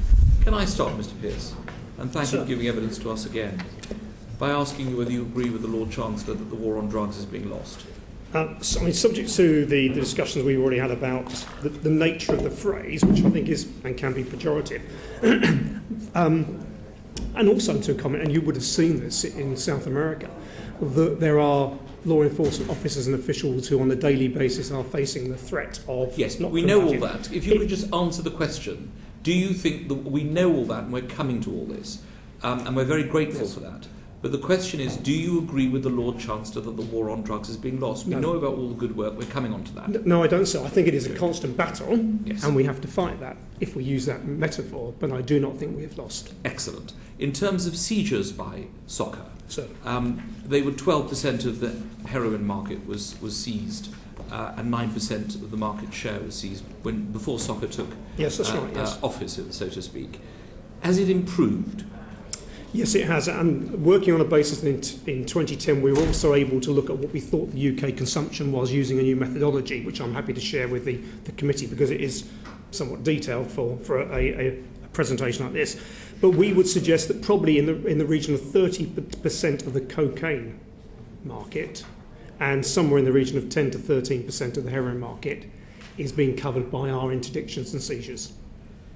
Interdictions meaning what? The seizure of the commodity. Right. So 30% Yes. of the cocaine market is being seized by soccer. That's right, yes. Before it comes to the country or after it's arrived? In principle, probably about 95% before it comes to the country. One particular issue, and Mrs. Fulbrook is going to talk to you about our visit to Colombia and ask specific questions in a moment. Can I ask about the amount of money that is being laundered? One of the issues that was raised with us in Colombia is that the actual profits that are held by Colombians in Colombia Yes. was minuscule compared with the amount of money that ends up in the European Union laundered through the banks. Is that your understanding as well? Are those statistics correct? I'd have to go into those in detail. I mean, certainly we just worked with the Colombians and we've been able to, together, I think, to restrain about £170 million in assets in Colombia recently. But the issue, I think, which the Colombians are concerned about, and it brings them to their shared responsibility agenda, of course, is that they are in many ways victims. No, I know all that, yes. but I'm talking about the percentage of money that's laundered through our banks. Do you recognise these figures, or are they just I don't recognise those figures, but I'm happy to go away and do some research, come back to you. Because we were Yes. concerned that we understood that the profits of the cocaine trade, Yes. a very small amount was being kept in Colombia, the vast majority ending up in the European Union, being laundered in the European Union. Well, I think the profit is spread across the supply chain. Where the laundering and how the laundering takes place is probably slightly more detailed. But we're happy to do a piece of research and give that to you. Well, we don't need research. We've done the research. Yes. We'll write to you and ask for your validation. Lorraine Fulbrook. Thank you, Chairman. When the committee were in the United States and Colombia, particularly Colombia, we were looking at the drug routes out of Colombia into the European Union and the UK. And cocaine, particularly from Colombia, and indeed Peru and Bolivia, went out to West Africa, into Portugal because it decriminalised the country, and then across the European Union and into the UK. Now, in your evidence, you make reference to capacity building in West Africa, Yes. where several of the countries you've acknowledged to be in danger of becoming narco states. Yes. So how effective is your work in these countries, and what are you doing about this, and what are your biggest challenges now? I think the biggest challenges are working in some of those states where there is a notion of a failing state and the level of corruption, and how do you engage with law enforcement. I think that's a fundamental challenge, and one we face with the DFID community as well. In terms of how are we dealing with this operationally, we in Ghana and the French in Senegal have intelligence liaison units where we bring together both European, American and Canadian liaison officers and the intelligence that they have to understand the problem and to enable activity and operational activity to take place. The capacity building is about how can we bring the experience which we've got from working with other jurisdictions, but also in terms of our approach to those countries, recognising that their resource levels are woefully small in this. But being able to surge activity from the UK to support them. We've done that in Sierra Leone following a 600 kilo seizure of cocaine. We've done it in the Gambia where we were able to actually identify the facility where another 2.5 tons of cocaine were being stored. Through that, through taking our forensic experts and taking investigators, we're able to build the experience, and importantly build experience in how they operate in the criminal justice system. Thank you. I have to say, when we were in Colombia, SOCA were doing a fantastic job within the country, and both in Turkey when we were looking at the drugs coming in from Afghanistan, Iran, China, etc. And they were doing a fantastic job in the drug seizures there. And do you hope that when SOCA becomes comes into the National Crime Agency, that will continue? I think it must continue. I think the National Crime Agency will have a broader remit, so actually the international footprint needs to be extended and make sure it's got coverage. I think we have taken the lead, the UK, in how we operate in third-party countries and with them, and help them develop their regional approaches. Everything I see in terms of the national security strategy, the organised crime strategy and the drug strategy, and indeed the NCA plan, encourages us to continued international working. We saw some of the impact of the way the drugs have been tackled at source in Colombia, and although the balloon effect has been referred to earlier, actually we I think saw the impact of being able to take some of the criminal activity out of a state in restoring administration and justice. From your perspective, what do you think would make the greatest impact in trying to deal with this extremely problematic trade and the trade routes? Because the Colombians very reasonably said to us, I think the President specifically, if there wasn't a high price for drugs in the UK, there wouldn't be the growth in the market. Yes. What do you think we could do that would make a difference? I mean, I think the whole of our drug control policy has to recognise that there's an enforcement element, there's prevention, there's an education and treatment elements. So I think absolutely we need to, I think, build on the models that we've developed with Colombia, and we see Colombia take that into the regional approach, and that bears down on one commodity, and particularly the balloon effect, which you've described. I am very taken with the Colombian position about shared responsibility, and there is a need for us to get forward the messaging in the UK that the impact of the use of cocaine has a significant impact on not the streets of Colombia, but actually within the rainforest, within the indigenous communities. In fact, interestingly, the Colombian National Police would say that they lose more rainforest to drug production and cultivation than they do deforestation through farming. So you can see why President Santos is so engaged, because his country is, I think, the victim in this. So I think we have to play that our part of the shared responsibility agenda into the game. Thank you. Can I just add? I'm sorry, David Winnick. Yes, My apologies. The organisations, Mr. Pearce, which are involved in drugs being smuggled into the UK, a number, I mean, there's obviously yours, of which you're the Director General, the military, the border force, etc. Is there sufficient coordination in your view? I think, or should it be one organisation in effect? I think one organisation is quite difficult to conceive of. I think the point about coordination is absolutely right. Through the Threat Reduction Board, and we chair from the SOCA, the Threat Reduction Board for International Drugs, which has been set up under the Organised Crime Strategy, it does enable us to bring together the appropriate leads from key agencies to make sure we've got a single understanding of the threat and how we can each individually bring our expertise to bear on the problem. So, example, we will ensure that the Border Force can take their experts to Colombia, as an example, or other countries, and to assist in the training of officers around profiling containers, because that's a big threat. So bringing together all of the expertise, if we do it effectively, I think gives us a very good opportunity for success. And touching on what the Chair asked you in the beginning, it's not your view that this is a sort of unwinnable war, that one way or another it will never be, it will be resolved. I think we have to approach it from a number of different directions. It would be very sad for me as a law enforcement officer for some 37 years that we walked away from the challenge, and I think that's our responsibility to our public. Thank you. Dr. Julian Huppert. Thank you, Chair. I'll try again. Firstly, if I can add the comments from other members of the committee on how well soccer is received around the rest of the world. I mean, it was very striking, I think, both in the US and when we were in Colombia, just how positive people were about the role that soccer plays on, frankly, very small staff. I think many of us think that we hope that the soccer brand can continue with the change into the NCA, and I think we've come up with various ways of coming up with phrases like a serious overseas crime arm that might allow something to continue being called soccer in the new world. And soccer clearly does a very impressive job in terms of interdiction, and as long as that is an aim, it does it very well. And it seizes far more with very fewer people than happens domestically, with much more effort and many more people.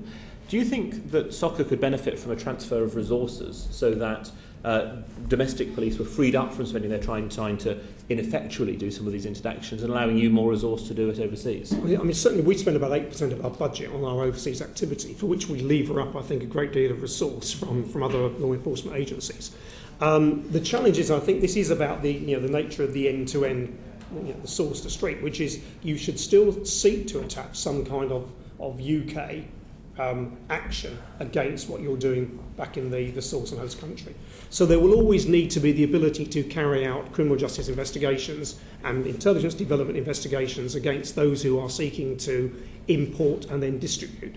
Getting the balance, I think, is a fine and tricky one. We review our overseas posts every year to see where we need to be best placed and whether we're getting most effect out of them. I think it's like everything, we would always like to do more. It may be an opportunity in the NCA when we review the footprint against the broader set of requirements that we can do that. But I think as long as we have got the ability to coordinate the activity and to make sure that if there is an opportunity to do something on the streets of Hull, whilst at the same time dealing with the origin in Cartagena, then that's our responsibility across the whole of the supply chain. Now, Soccer, I don't know if it was you yourself, have said that one of the main problems of capturing key players in the drugs trade is that those based in the UK are simply easily replaced. It's much more effective to do that in the source countries.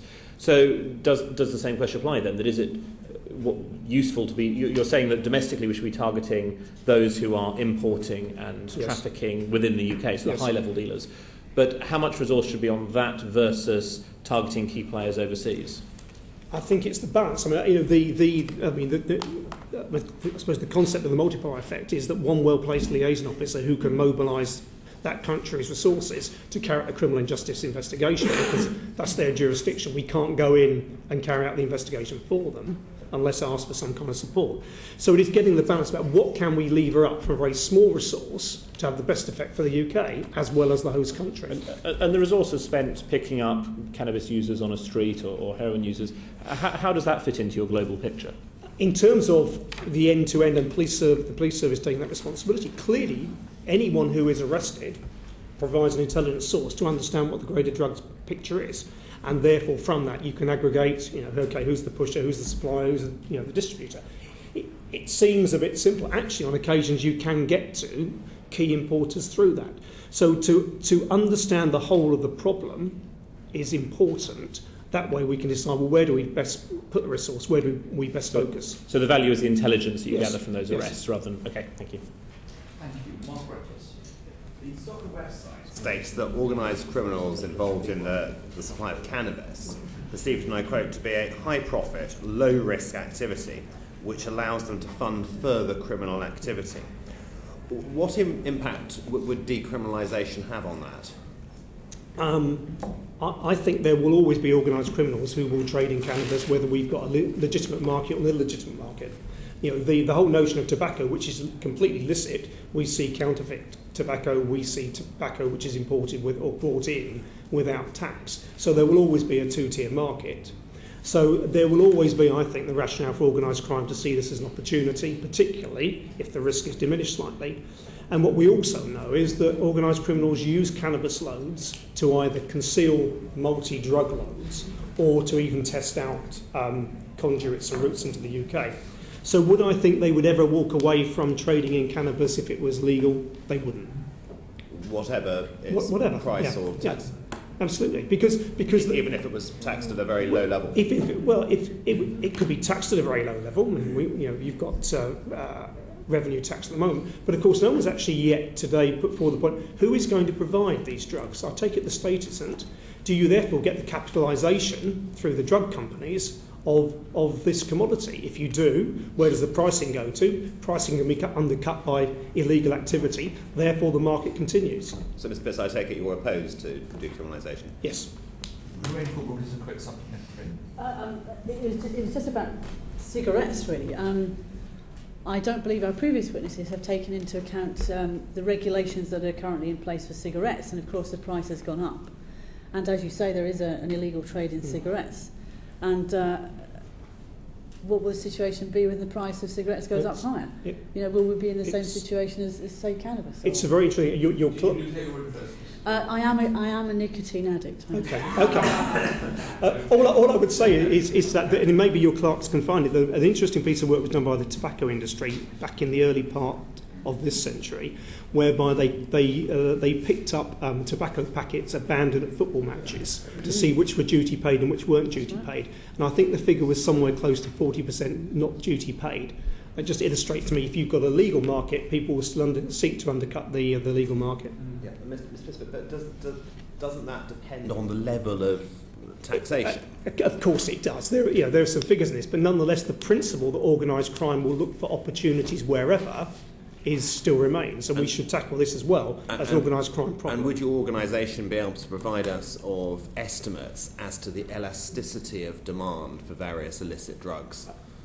We will have a go at that. The UNODC report of only last month is very, very good on this, and we'll sort of perhaps identify some appropriate parts in that which may be relevant for the committee to see. Thank you.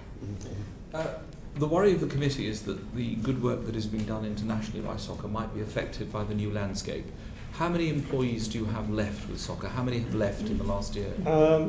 We've probably had just about 150, 180 left in the last year, and we've been recruiting 250. Right. So to keep us to what our intended number is through the CSR period. And none have joined the National Crime Agency because they're not in existence yet? No, the NCS, and we have brought elements of the National Police Improvement Agency into soccer for transition into the NCA. My expectation is it's there in the draft legislation that all soccer officers have the right of transfer into the NCA. What my staff are telling me is that they intend to come in, they look forward to the opportunities and want to carry on the excellent work which they're delivering. But the Public Accounts Committee has uncovered a lot of redundancy payments to soccer officers. What's the total amount of money that's now been paid to those who've taken redundancy? To those who took voluntary early severance, it is just short of 7 million over two processes, I think, which was about 90 staff altogether. So 7 million for 90 staff? Yes. Have any been re-engaged by the new organisation? No. Is it a condition that once they take redundancy payments they will not be re-engaged? I will need to check that fact, but I believe it is so, sir, yes. Thank you. Mr. Pearce, we might write to you with further information. You promised us further facts. If you could send them to us, that's great. Thank you. Thank you very much. Order. We now change our inquiry and have the Minister for Immigration.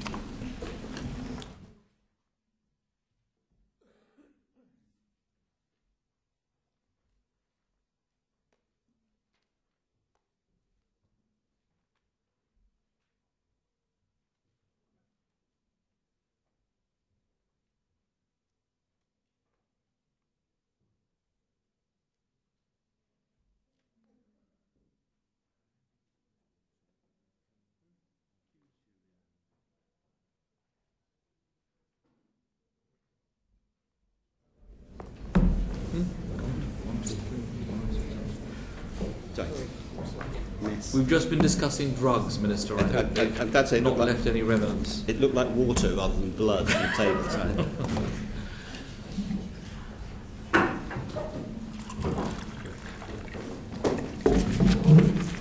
Minister, thank you very much for coming in to see us today. We're most grateful.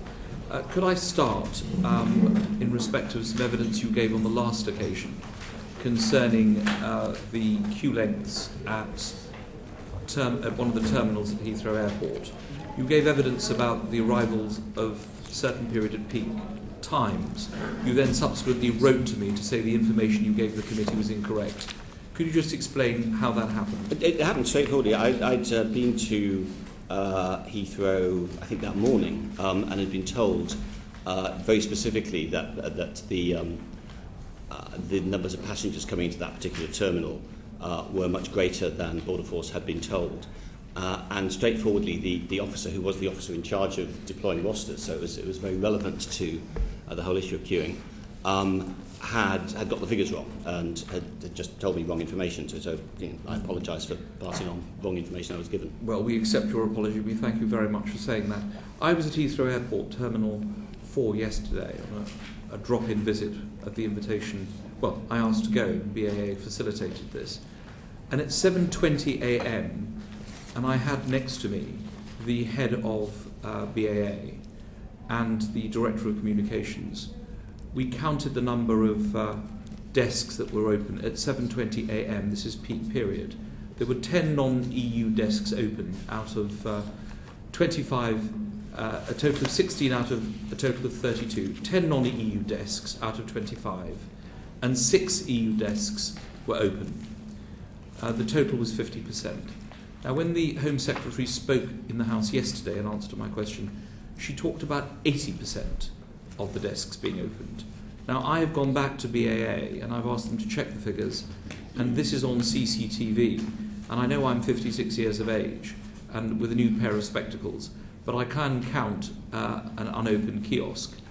Do we now accept that at the start of the period, all the kiosks were not open, but at the end of the busy period, it had got to a position where 80% of the kiosks were open?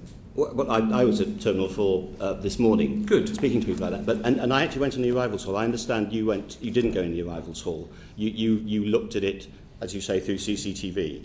So I actually went and walked around. Because 24, I counted as well. Out of 32? Well, there are. It depends whether you mean just the EEA gates. No, the number of kiosks there. You saw it this morning was 32. The total for Terminal 4 is actually 38. But of course, there are 2 games lanes open now. So there are the total non-EU gates is 29, which is the relevant one, because I'm sure you saw, as I did, that the EU gates, there's literally no queue. People just walk straight through. So of the EU gates, of the 29, there were between 24 and 25, but occasionally people come off them because, for instance, this morning while I was there, somebody claimed asylum, and therefore they need to be escorted to the appropriate place to do that. And obviously I talked about this, and the information I had was that actually no, 80% of gates were open through the period, from 7 to 8, and it will fluctuate because people do leave the desks, but there's just a genuine discrepancy here. Because when you come to a kiosk, you have to log in. So maybe we can get the login details. Absolutely. But the issue here, rather than arguing about times, is when people arrive at Heathrow Airport on a Monday morning, the busiest period is 6 to 9. Why is it that all the kiosks are not open between that period? Why did it take people coming from Terminal 5 to join what was happening at Terminal 4 in order to open the kiosks? This is what I can't understand, and the public doesn't understand. And I think the Prime Minister, when he spoke to you and the Home Secretary, can't understand. If we know the number of passengers are predictable, because airlines don't get new slots, do they? They know how many passengers are arriving. Why is it not possible to open all the kiosks at those peak times? Well, as you know, the commitment for the Olympic period, which for all these purposes starts on Sunday, is precisely that all desks will be opened at peak time at all of the southeastern ports. From Sunday? From Sunday. What happened yesterday and indeed today, as I understand it, is that 80% of the desks, the vast bulk of the desks, were occupied. And the mobile teams are precisely a good idea, so that when one terminal looks as though it's running a bit hot, then you move people. And I think the other point about yesterday morning is that you were saying that the queues are more than an hour. BAA and Border Force agree that actually the maximum queue time was under an hour, was 54 minutes. Well, yeah, that's under an hour. Are we going to argue about 6 minutes? Well, we're going to argue about whether 54 minutes is overall under an hour. If a target is 45 minutes and you've reached the target, you've reached the target. Doesn't it become rather odd for the public that the Minister for Immigration is arguing over 6 minutes? The point is this. As the Border Force said yesterday, it's unacceptable. Or do you think this is perfectly acceptable? No, I don't think so. No, I think 45 minutes is what's acceptable. That's what we agreed. But it wasn't over an hour, which is what, Mr. Chairman, you were saying. Well, no, I can see why you were confused, actually, because you were in, as you say, a CCTV room, and you were saying it was a very crowded hall, and it looked as though it was being overwhelmed. I was actually in the hall this morning, and indeed that hall gets full, to the extent that one of the improvements we've done is that we now have queue signage to let people know how long they've got to go. And we'll stop you there. Actually, the advantage of seeing it on CCTV is to see the people who come off the aircraft, who are held in corridors before they get to the immigration hall. Now, the time that they're held in corridors... That's the point I'm about to make, if you let me. Right. The time they're held in corridors, is that included in the length of time? Terminal 4 hall is so small that even this morning, when I've got the figures here from 7 to 8:30, the maximum wait time was 29 minutes, so well within So what about the service corridors? standards. Were they held in corridors when you went They this were. morning? This is my point. They were in corridors, and indeed the actual sign that says it's 45 minutes from here, which is when you're in the service standards, Yes. and we'd all agree was acceptable. That sign is in the corridor. Terminal 4 arrival hall is so small, you can be in the corridor and you'll still be well within the service standards. Indeed. And the reason why they have the signs is because this committee, the last time you appeared before us, suggested that waiting times should be put on. And BAA told me that as a direct result of what this committee had asked for, they put up the signs. But do you find the queues acceptable? At 45 minutes, yes. Yes. At more So than you're 45 very minutes, happy. no. You're quite relaxed Well, about I this. mean, There's no problem. acceptable is rather different from very, very happy. That is the service level agreement So you find that it Border acceptable? Force has had. That's, of course, the non-EEA queue. The EEA service level agreement is 25 minutes. And, of course, Border Force should meet and does aim to meet those target times, whatever you want to call them, at all times. And in April we know it was bad, and they were missing them a number of times, and it's got better through May and June, but it's still not perfect. I think that's the only sensible conclusion one can draw. So it's not perfect. The Border Force says it's not acceptable. You think it's not perfect. Well, obviously, I mean, if any breaches mean that the Border Force hasn't reached its service level agreement, so it would be wrong to deny that somehow everything was well. Now, you've announced yesterday that there are going to be separate lanes, that I understand, or is this correct, for certain countries, because of these checks that they have on boarding are so strong that they don't need to have the kind of checks that are required at Heathrow. Is this right? Are there going to be separate queues or lines for Australians, New Zealanders, Japanese and Americans, or is this just something that someone has said? We did a very short pilot for Australians, Americans, Japanese, New Zealanders, Canadians, and I've forgotten someone. There were 6 countries involved altogether. I'll work it out before the end of the session. And the pilot didn't work particularly well because it did involve moving people around and telling people to go into the different queues. So we intend to return to it, but for obvious reasons we're not going to do that before the Olympics. Let's get the Olympics, let's get this summer out of the way. But the idea of differentiating people so that those who don't need visas and therefore already we feel more confident about than those who we do require visas from, to have them in separate lanes at the airport is something we're interested in looking at, but it's the sort of thing you need a proper pilot on rather than just say that so sounds there are like a not good going idea. to be separate lanes for these countries? Well, there might be, as I said, we did a pilot. But not before the Olympics. It wasn't hugely successful. We're now not going to do anything till after And the if we Olympics. get those separate lanes, will we have separate lanes as British citizens in those countries, or EU citizens in those countries that we give separate lanes to in our country? That's one of the things that when we've done a pilot to see whether it works here, then it would be an interesting case to go to the other countries. You'd go to the other countries and say, we'd like separate lines. Well, we may well do. I mean, we haven't got that far yet. Let's see whether it works first, is my view. Let's solve the problems we have here and then see whether that can give us some advantages for British citizens around the world. So if it works, you will then go to those countries and ask for the same treatment for British or EU citizens? Well, I think I shouldn't commit myself to policy making at this stage. You are a minister, you are entitled to make policy. I am entitled to make policy, but probably not in front of committees without discussing it with other colleagues. But certainly, I mean, it seems to me, I mean, the first gain will be for everyone. If it works, then there will be a group of people who will have a better experience at Heathrow. That's beneficial in itself. If there can be some spin-off benefits for other British citizens as well, then absolutely we will be interested in pursuing that. Now, finally for me, what has happened to Brian Moore's application to be the head of the Border Force? Because when he appeared before this committee, I put it to him, the post is going to be advertised, do you intend to apply? Because we felt, at least I felt, that having taken on this job, a new agency having been formed, it was important to have continuity. His answer was, I'm intending to apply, yes.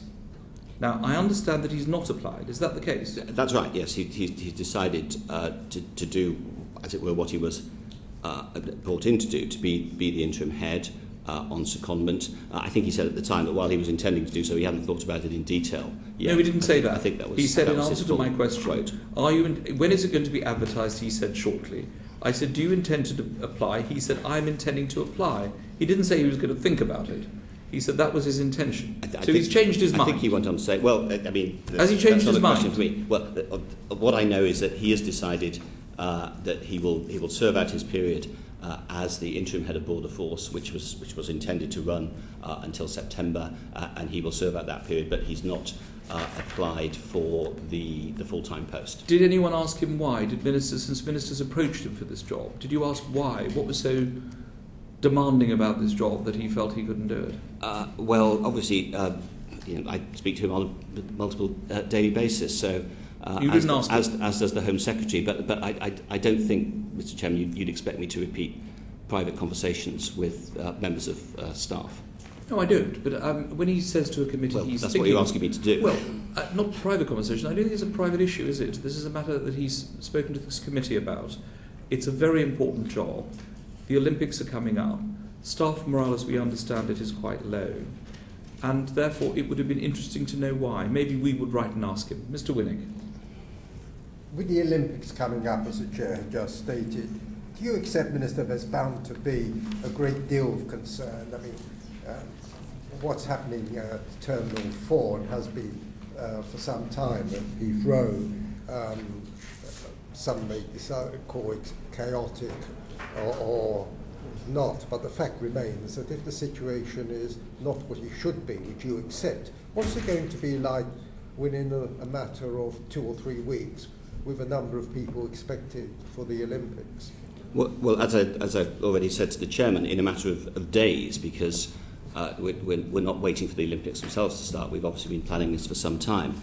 In a matter of days, there will be more than 500 extra passport-trained staff ready to boost the regular numbers at Heathrow. We're also entering a period where leave for permanent staff is restricted because we've known for some time that we will need all our experienced staff available as well.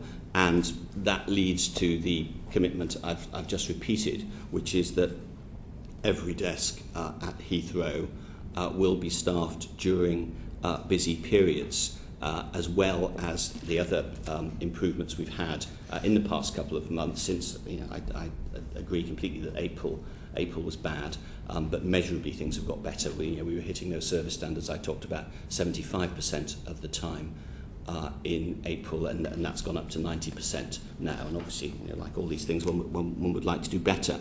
But also we've introduced now already there are the dedicated lanes for the athletes and others who are taking part in the Olympics. And we've, with BAA, because we're working very closely with BAA on this, introduced improvement in the arrivals halls, electronic signs to encourage people to come forward. It saves a few seconds, but when you're transacting, as Heathrow will be on its busiest days, more than 100,000 transactions a day, those few seconds are vital. So there's a vast raft of improvements that are coming in. Can we work on the assurance that when the Olympics start, we're not going to have an international embarrassment as a result of endless long queues day after day? You're giving this assurance to the committee. I should say that there aren't endless long queues now, and there were bad experiences in April. There are occasional breaches of the service standards now, but the idea there are endless long queues day after day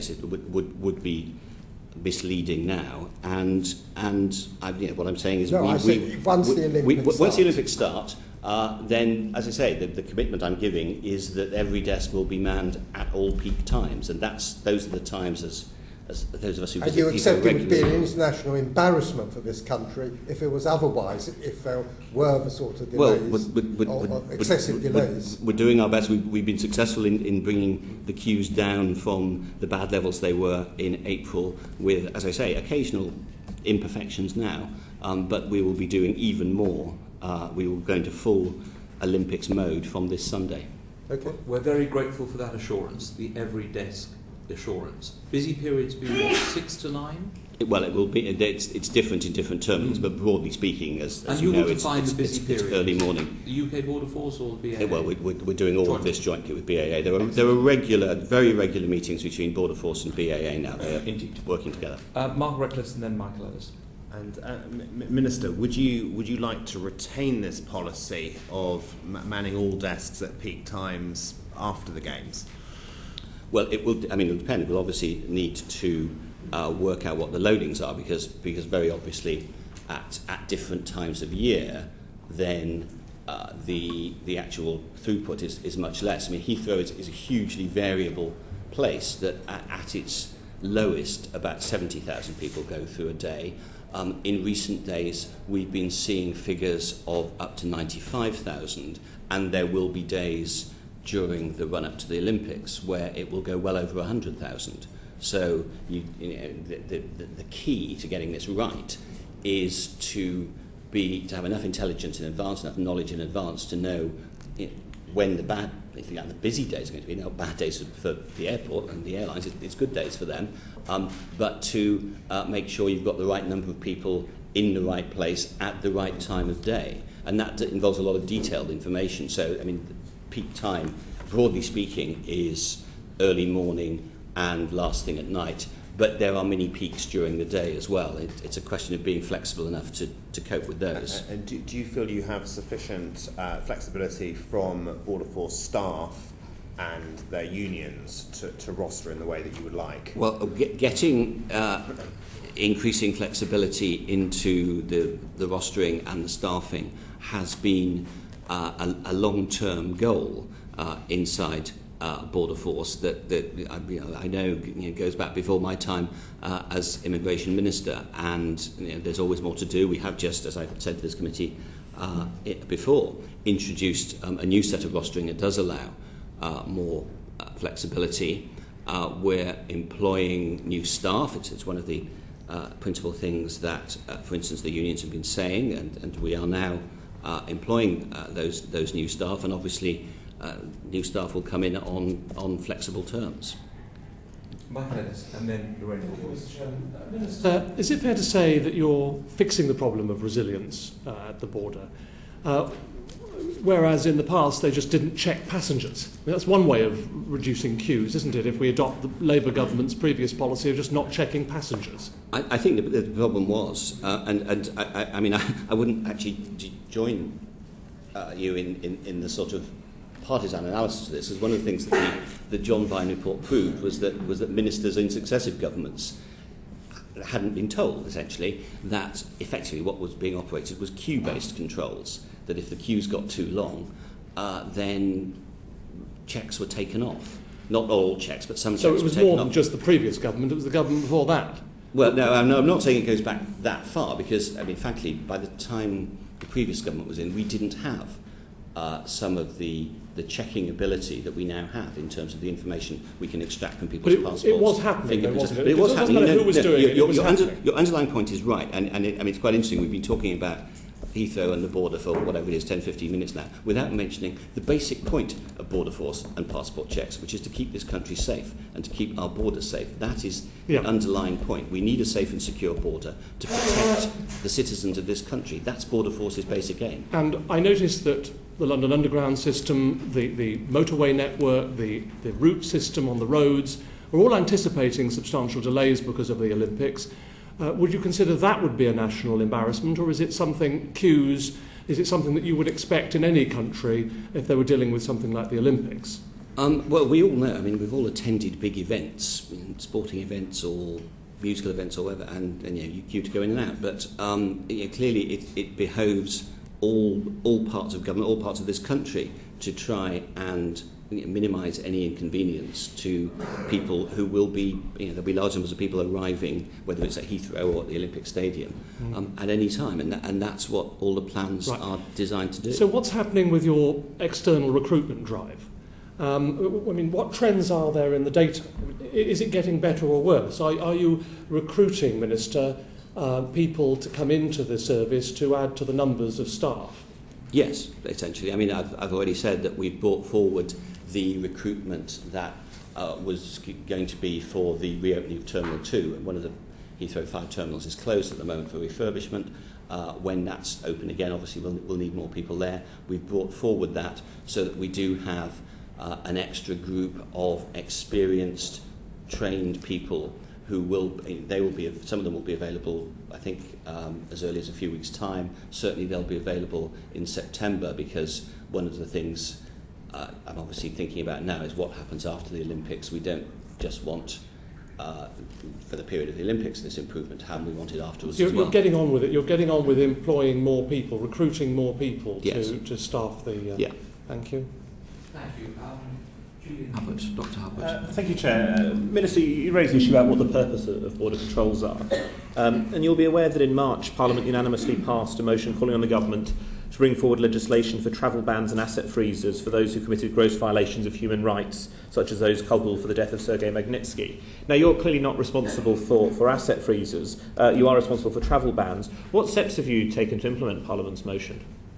Well, we have in existence a set of rules for preventing people who are not allowed into this country and who are stopped at the border. And I think, again, it doesn't particularly, it wouldn't be sensible for me to discuss individual cases, not least because we don't tell everyone who is on a banned list that they're on that list, because it may not be in our interests or the interests of British citizens to let them know. So I'm not going to discuss individual cases, but there is already in existence ways and means of identifying people and stopping them either at the border or before they board the plane in the first place. We have a large network of officers, we've got more than 100 now around the world, who are precisely designed to get people off the planes or stop them getting on the planes in the first place if they've got no right to be in this country. But would that include people specifically who have committed human rights abuses in other countries, whether it's Russia or anywhere else, even if they may not pose any direct threat to this country? Well, people will be on that list who have committed human rights abuses, but as I say, I'm not going to narrow it down to talk about individuals or even identifiable groups, because that, for obvious reasons, that might compromise security. Thank you. Lorraine Bull is going back to Hughes. Thank you.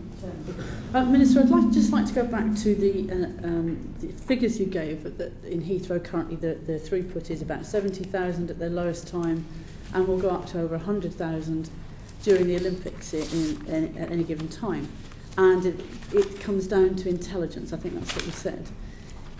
Is BAA responsible for disseminating the intelligence to the border force to make sure that the right people are at the right gates at the right time when they should be? To a large extent, but BAA itself, of course, is dependent on the airlines. I mean, BAA just runs the airport. It's the airlines that know who has got on their plane on the other side of the world. So everyone needs to work together. But do BAA gather that intelligence as best they can? So they are the people who are responsible for disseminating the information of where the border force agents have to be. Yes, essentially, one of the improvements we've made is that there is now a central control room for the whole of Heathrow, which can deploy people around the place. We've got the 16 mobile teams that operate there that can fill up desks as and when, and that is based on the information that comes through BAA saying, this plane is coming in from this place, it's due to arrive then. It goes down to the level of, and it will be arriving on that gate, which makes a difference. Some gates are 2 minutes walk away, some gates are 20 minutes walk away, so that will make a difference to the arrival hall. And that information can now be shared across not just the airlines of BAA, but to Border Force as well. And that's, if you like, the raw data on which the deployment can be based. So really BAA on the raw data or to ensure people are where they should be and when they should be. It's really their responsibility. Well, it's their responsibility. It's what they do. They actually know, as it were, who's coming into the airport and where they're coming from. And they then disseminate that information to Border Force, and then it's Border Force's job to say, okay, fine, well, we can see that a completely full A380 is coming into Terminal 4 at that point, so at that point it's going to get busy. That's the sort of division of responsibilities. But the trick is to work seamlessly together, and that is one of the things we're working the hardest on doing, so that BAA, Border Force, and indeed the airlines regard themselves as part of a team whose job is to keep the border secure, but at the same time to make sure we hit the targets for processing people through the border. Thank you. Thank you. Bridget Phillips. Minister, surely it's possible to have the safe and secure border that you're talking about whilst at the same time making sure that queues are kept to a minimum, because surely lengthy queues, even if they occur only every so often, or obviously not as often as you would like, do have an impact on our international standing and potentially on the tourist industry. Absolutely. I mean, I don't think anyone disputes the aspiration that we all have that, first of all, the border must be secure, that we don't go back to queue-based checks, which I think did leave the border less secure than it should be, but that we should combine that with keeping queues to the levels that have been agreed by everyone involved. That's clearly everyone's aspiration. And when things go wrong, obviously people need to look at it and say, why did it go wrong in that particular instance? And it's often the deployment of relatively small numbers of people at the right time. You're not waiting 15 minutes to do it, and opening 3 or 4 more gates can make a big difference. And Border Force is getting better at that, but obviously can always get better still. Are staff being redeployed from regional ports to Heathrow and other London ports during the Olympics? During the Olympics? Generally and during the Olympics? There will be some. I mean, I've mentioned that there's an extra pool of 500 extra passport control trained staff, and they will be deployed around the country, so it's not just for Heathrow. Somewhere around 300 will be at Heathrow, but others will be for other ports around the country, because obviously I'm very conscious that business goes on at the other airports and ports as well. There will be, if you like, non-Olympic tourists, normal tourists coming to this country as well. So we are very conscious, as I say, that we need to keep meeting the service level agreements across the country. It's the same time agreement at all ports across the country. Do you anticipate that those staff who've been redeployed to Heathrow, that will therefore have a knock-on effect on other regional ports, and that we could see increases in queues there because of the need to redeploy staff into Heathrow? We're trying very hard to avoid that, and the numbers being redeployed, I mean, for example, from our we have a northern region in Border Force, and of the 1,300 or so staff there, about 40 will be deployed to Heathrow, so it's not huge numbers. Thank you.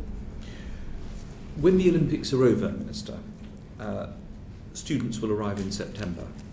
You've given this committee an assurance that from Monday morning at peak times at our airports, presumably all our airports or just Heathrow? The southeastern ports, because we think while Heathrow is the official host airport of the Olympics, there will be a lot of people coming into particularly other southeastern ports. Sure. So is Stansted in the southeast? I'm not sure. Yeah. It is. There will be, every single kiosk will have a UK border official on during peak hours. We'll have someone on during peak hours. That is a very good commitment which we are happy to accept. But secondly, when the Olympics are over, the students will start arriving for the new term. And there will then be pressure on our airports processing students. What's going to happen at the end? Is this commitment therefore going to no longer be valid? Are we still going to look at our ports and our airports about the arrival of people in this country, or would you see the problem as being merely an Olympics problem? Well, the problem is not merely an Olympics problem. The commitment is a specific Olympic commitment, because, I mean, you're right, of course, that September is the busiest month for student intake, but for obvious reasons, tourism intake goes down. So you're looking at the total numbers. But that's why, I mean, as I say, I'm very conscious of what needs to happen after the end of the Olympics, and that's why, or one of the reasons we brought forward the recruitment of these extra staff, and we're training them now, so that we do have new people who will be available for September, when, as you say, the student route is at its busiest. Excellent. The committee is planning to visit Heathrow during this period During to look at September. your excellent new arrangements, which will start on Monday. Can we now move on to other issues concerning the report of John Vine, which he published at the end of last week?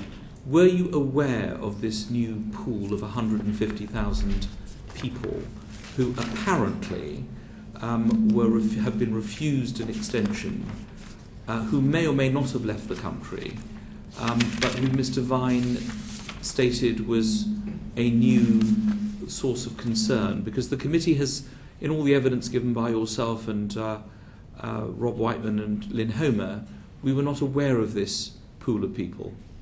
It's not a new pool. I mean, it's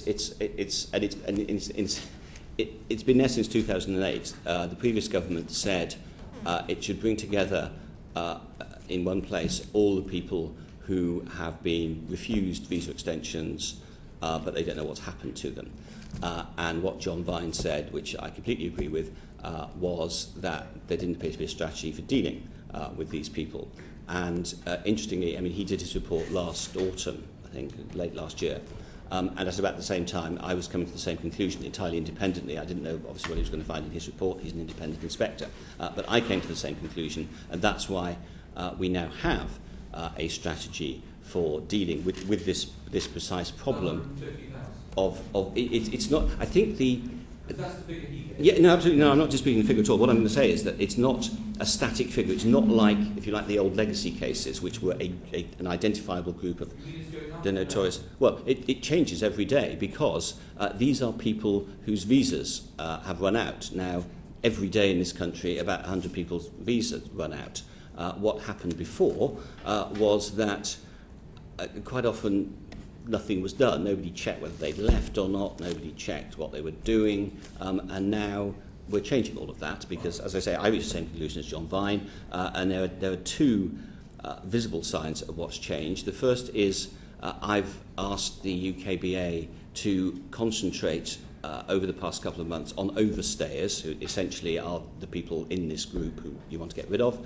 And that has been hugely successful, actually, that we've had. They've been doing it for the last couple of months, and I was giving interviews on this last week and was saying that more than 1,800 people have been removed. I can say now, less than a week later, it's more than 2,000. So, are all these files in one particular place, or are they? No, they're all over the place. As he said, they were being done by the local immigration. So you now teams. have a plan of action. We now have a plan of action, and as you've got rid of 1,800 in how many months? 2,000 in 2 months. 2,000 in 2 months. But the other thing, I think more because all embracingly, like you, I hate backlogs and don't want people lying around for years and years thinking that's fine, nobody's got in touch with me. So we are in the middle of a procurement exercise to employ a private provider to deal with all these migration refusal cases.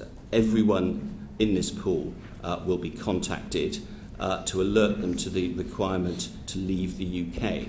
And we have been running a pilot in parts of the country to do this. And interestingly, we find that when you contact people, all you have to do is contact them, and they go. Between 17 they all go. That my life would be a lot easier than it is if that sort of thing happened. But between 17 to 20% of them go. Right. Straight away, or we discover they've already gone. It's just that nobody knew about it. Right. So what we want with this contract is to do, first of all, the contacting, which will slice a chunk off the problem, but then to go on to do the caseworking, because there will clearly be a lot of people left who will need to be told. And what you find is that a lot of them may well have applied for extensions. So you've got a plan of action. The 150,000 that was mentioned last week are going at the rate of 2,000 every 2 months. We hope. Except that it's not, as I say, I repeat, but it goes up and down. It goes, yes, exactly. Right. Potentially it goes up 100 a day because that's the number of visas. But you now have a plan. Now most people actually go at the end of their visa, but yes, absolutely, there is now a plan to deal with this. Some of it's in operation already. The rest of it will be in operation. But it will never be zero because cases are being added to it. If somebody's visa runs out today, we give them 28 days grace. Sure. Do you serve removal directions at the time of refusal? It depends on where they've Because got isn't that the way It to will do be- it? If you've been refused, you then set removal directions, don't you? Not necessarily, because, as I say, a lot of people will have the right to remain. Right. We may yet have discussions this morning about students at the end of their period where they have the right to stay and work under certain circumstances, but not under other circumstances. It would be a bit perverse to set removal directions for every student that was coming to the end of their course. Right. I think that would be David Winnick. On the immigration appeals, actually. Excuse me. On the question of the right of people to lodge an appeal if they want to visit, which is being taken away, it's been restricted in the first place, isn't it, Minister, before outright abolition. How are you going to define those who want to lodge an appeal or with family connections in Britain and those who won't have the right of appeal? The new regulations came into force yesterday, and the appeal right is now restricted to applicants who are more direct family members of the person being visited, such as sisters, sons, immediate parents. It's stop distant cousins and aunts and uncles. But you're quite right that the removal of the full appeal right is in the Crime and Courts Bill. So obviously we have to wait until we get royal assent for that bill, assuming parliamentary passage.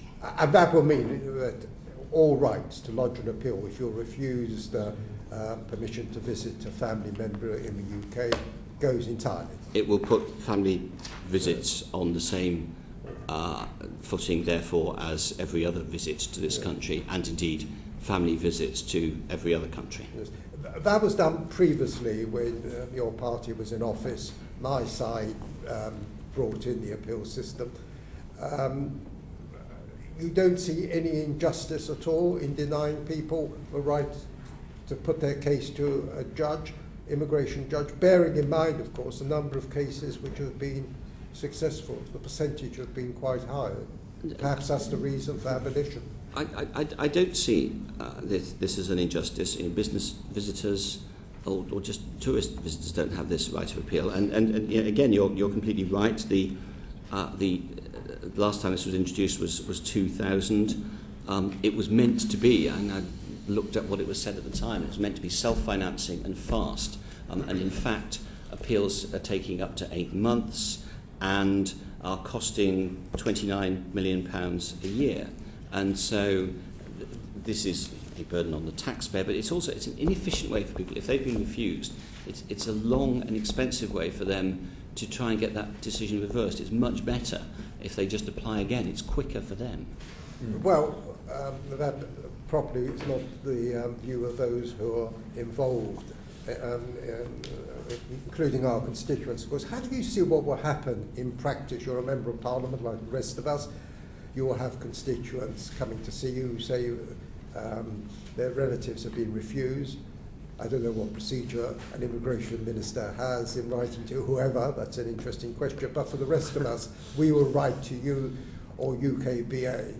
What then? What will be the procedure? The answer to your first question, incidentally, is that the rule is that my constituents must be neither advantaged nor disadvantaged by the fact that I'm immigration minister. So I write to the Home Secretary on these cases. I thought so. And her constituents write to you? Or yeah, indeed. But the underlying point is that nothing should materially increase the workload of MPs or their caseworkers, because I am conscious it's not the workload. We can't start complaining about the workload. There won't be much sympathy amongst the public about us making such complaints. What I'm asking you, Minister, is what will happen in practice if we write once a refusal takes place? I mean, do we work on the assumption all we will get is a response saying, in effect, the decision has been taken by the entry certificate officer or whatever abroad, and the decision has been reaffirmed? I mean, will there be any point in writing in the first place? Well, there will be as much point in writing as the whatever it is, 50,000 letters a year I get on a number of subjects, some of which are on the refusals of visas. Because, as I say, all we're doing is putting the family visit visa on the same basis as another tourist visa, or indeed a business visit visa, or a student visitor visa, where I'm sure you will be writing on behalf of your constituents saying, "Hang on, this decision is wrong." Yes. And it goes to the ministerial office, and then it will be looked at by a more senior member of UKBA. So the same process will apply. And they can reapply, as you said. Mark Reckless. But Minister, you say we're putting it on the same basis, but isn't there a distinction in that whether someone is allowed to see their sort of their mother or their son or a sibling? Isn't that an issue of greater degree than whether they're allowed to go on a holiday or potentially see a particular client? Well, I mean, in my experience, anyone who has a visa refused thinks an injustice has been committed. So it doesn't matter what the purpose of the visit is. They will often complain about it, and sometimes they're right, and sometimes they're wrong. Sometimes, we get the best part of 3 million visa applications a year, of which we turn down about 500,000. Now, that's 500,000 people who are probably cross. But most of those decisions are correct, and they're people we shouldn't have in this country. But previously, people in this category of family visits who felt there's been an injustice, they've been able to put that perceived injustice in front of a judge, and you said not a majority, but certainly in at least a very substantial minority of those cases, the judges have found that your staff have misapplied the rules. Well, they haven't found that, and what happens is that most of the appeals are lost because new evidence is introduced at a later stage, and that is expensive for the taxpayer, and also, in a sense, makes the system over cumbersome all round. If there is evidence there that will convince someone, whether it's a judge or an entry clearance officer, that someone should be allowed in, then just produce it. Don't go through a system which does involve lawyers and legal aid and taxpayers' money and takes months rather than taking days. But also involves external and independent scrutiny of the decisions made by your staff, which you're taking away. I'm taking away. I'm reverting the system to what it was before, and it is the system, as I say, that applies to every other class of visit visa and is applied to family visit visas by every other country. So this has been an anomaly of our system for a long time, and it's been an expensive and time-consuming anomaly, which I don't think improves the quality of anyone's life. So that's why it's being removed. And just one more question, if I may, Chair. We spoke about this previously, Minister, and I'm not sure whether you said that you would look at it further, but you've said just now that the intention of the previous system was for it to be self-financing and not to be a burden on the taxpayer, and I personally think that's a very reasonable objective. But could it not be achieved by increasing the cost of making these appeals so that it was self-financing? Well, that would still involve court time, which... We'll charge the applicants and the appellants for it, but then in extremis there is at least still the possibility of independent judicial scrutiny of your officials. Well, I mean, you'd have to make the cost so much that would effectively be saying that if you want to regard this as justice, I would disagree with that, but that certainly the recourse to the law could only be had by those who are particularly affluent, and I think that's clearly a principle that none of us would subscribe to. But isn't at least the possibility of the access to judicial independent oversight, even if it's by a smaller number of individuals, the possibility of that happening does actually give independent scrutiny to what your officials are doing, which may help others? Well, I think that's slightly tortuous, if I may say so. I think the idea that you would make it so expensive that only a few people could afford to use the system would be a bad principle to apply to any part of the justice system. Thank you. Quick question on yes, of course, Mr. Sorry for my later on. Sorry for my constituency, but the £29 million that you gave, does that include court costs or not? So court costs are on top of that. That's the total. No, that's the total cost. Thank you, Mr. Dr. Huppert, and then Bridget Phillipson, and then Mr. Ellis. Thank you, Chair. Minister, you'll know that I've expressed some concerns in the past about some of the proposed changes to student migration. The Home Secretary has stated a package which she says aims to reduce the number of non-EEA student migrants by some 25%. you'll know, because we've discussed it before, that the government's own impact assessment suggests that the cost of this policy will be £2.4 billion, is the government's best estimate, with a range of £1.3 billion to £3.6 billion. And it's likely to seriously affect the UK's £7.9 billion share of the international higher education market.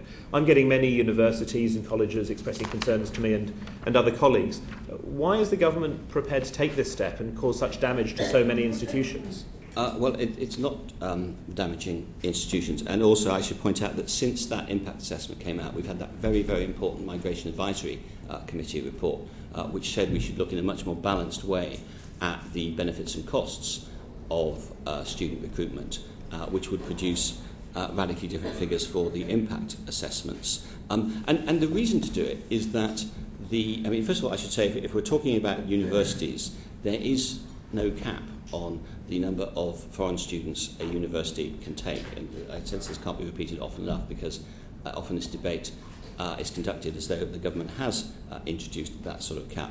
What we've done is introduced rules and proper accreditation procedures, which has meant that more than 450 colleges that used to take foreign students now no longer do. The net result of that has been a very significant fall in the number of student visas. They've fallen £57,000 by the last figures we had, which were up to March. And at the same time, and this is also a crucial figure which is underreported, the number of those coming in for universities has gone up from 50% to 66%. That's all happened in a year. That is exactly what we intended to do. We want Britain to be open to the brightest and best students. We want them to come and study at our universities. What we don't want is the widespread abuse of the student visa system that used to be there. And within a year, those basic figures suggest that we are heading quite fast along the right track. We all share a desire to clamp down on abuse, and I hope you will continue to listen to the concerns from the universities and colleges. There's also been some discussion about how you count the statistics, and I'm aware of the international definition about what is a student migrant and what isn't. Would it be possible for the Home Office to publish two sets of figures, one counting students, one not counting students, so that the target which his party came up with before the election of reducing net immigration to the tens of thousands could be applied to a data set which people are actually concerned about, which doesn't include the students who come, study and leave? I think the important thing is that these are not... the Home Office publishes visa figures, but the net migration figures are published by the ONS. And one of the things that the government, which you and I support, have done is...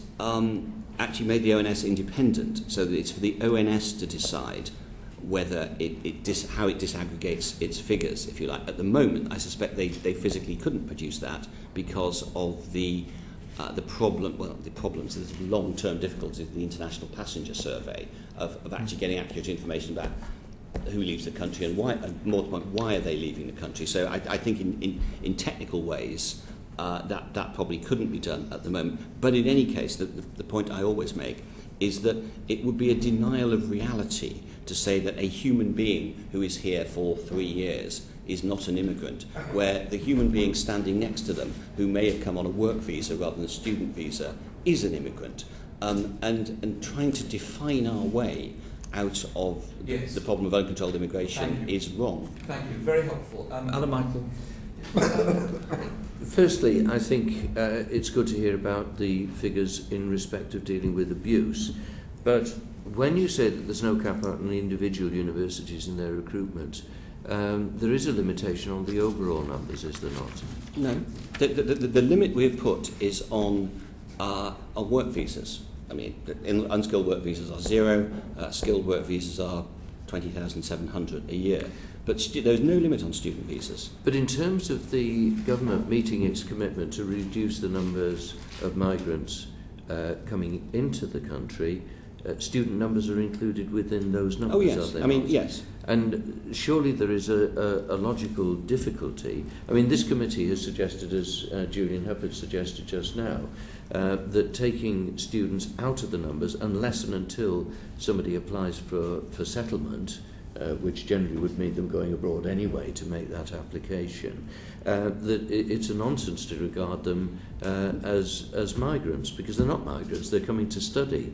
And that there's a danger of undermining something that's very important to other countries and is the source of Britain's soft power over generations. Do you not accept that? Well, no, the bit I don't accept, and we'll just have to agree to differ, is that somebody who's here for 3, 4, 5 years on a student visa is not a migrant, whereas anyone who is here for more than a year on any other visa is a migrant. I don't think that's a real distinction at all. And they're here, they're using. They're living somewhere, so they're taking up housing, they're using public transport. If they're here for 3 years, they probably use the health service at least once, and so on and so on. They are bringing the economic benefits. There may be an argument. It's all bad, but there may be an argument for other people who are here for short term, for instance, in relation to work, and I think there are many employers, particularly in the IT industry, who would make that point. But is it not the case that perceptions about Britain being closed to students because of these limitations are likely to cause us problems in the way they did for Australia and the US when they limited people coming to the country for the purpose of studying, and that this is doing economic damage to the UK? Well, all I can say is that there's no evidence of that. We are having this debate publicly now, and it's been had all over the place for the past few months. And that debate has been heard around the world. During that period, UCAS tells us that non-EEA applications to British universities have gone up 10%. So the idea that applications have been fallen off a cliff because of this change of policy is simply factually not true. So, what I want to see is high-quality students going to high-quality institutions in this country. And I think that can be combined with the reduction in numbers, because to go back to your original point, you're quite right. Of course, to hit our target, we will need a reduction in student visas. And as I say, in the first year, when this policy was only being done partially, because we only introduced some of the restrictions this April, we haven't got those figures yet, but in its first year, we saw a reduction of 57,000 in student visas. So just to be clear, the rumours in the newspapers, the article in the Sunday Times that Downing Street had decided to change the position, those are not correct. That is not true. Bridget Phillipson, thank you. The National Allegations Database was due to be launched this month. Is that still on course for launch? It is still on course for launch, but I think the full launch won't happen until September for all sorts of reasons. I suspect the committee will understand. We don't want to do it before the Olympics. There's quite a lot of work being done on other things over the next couple of weeks, and also long and sometimes bitter knowledge of government IT projects has suggested to me when you want to start something like a national database, make sure the kit is going to work before you do it, because it is a hugely important step forward, I think, but it will be, at the moment, it's scheduled for launch in September. On a separate issue, last week in the Chamber we debated the committee's reports into the work of the UK Border Agency, and I raised some concerns particularly around initial decision making in women's asylum cases and the need for change in some areas. Now, I appreciate time was limited then and it's limited now, so could you write to the committee and just explain what progress is being made by the Home Office and the UK Border Agency in moving towards a more gender-sensitive system on training for staff, on female interpreters, on those issues that I raised with you in the Chamber? I'll be very happy to do that. I'll write to the committee shortly on that. Write to us and tell us why this project is being delayed. That would also be very helpful, together with a start date, because we support fully what the government is doing on this. There were 25,000 allegations made against individuals being here illegally, and therefore we support what you are proposing. Michael Ellis. Eurotunnel, Minister. They've seen, apparently, they tell us, an increase of 18% on last year's ticket sales over the period coinciding with the Olympics. So is anything being done to increase capacity at UK border controls in the French places where Eurotunnel passengers have already seen long queues, apparently? Coquel, is it, and Nord-Pas-de-Calais? Well, Coquel is the... Indeed, and is very welcome. Indeed, I met the new French... no, you didn't. Well, I met the new French Interior Minister the week before last, and we discussed this. There have not been border-related long queues at Coquel, I don't think. As I say, in all these things, there may be the occasional one, but it's not a question of massive problems. But the short answer to the question is yes, that just as we expect more traffic at Heathrow, and therefore we've made provision for that.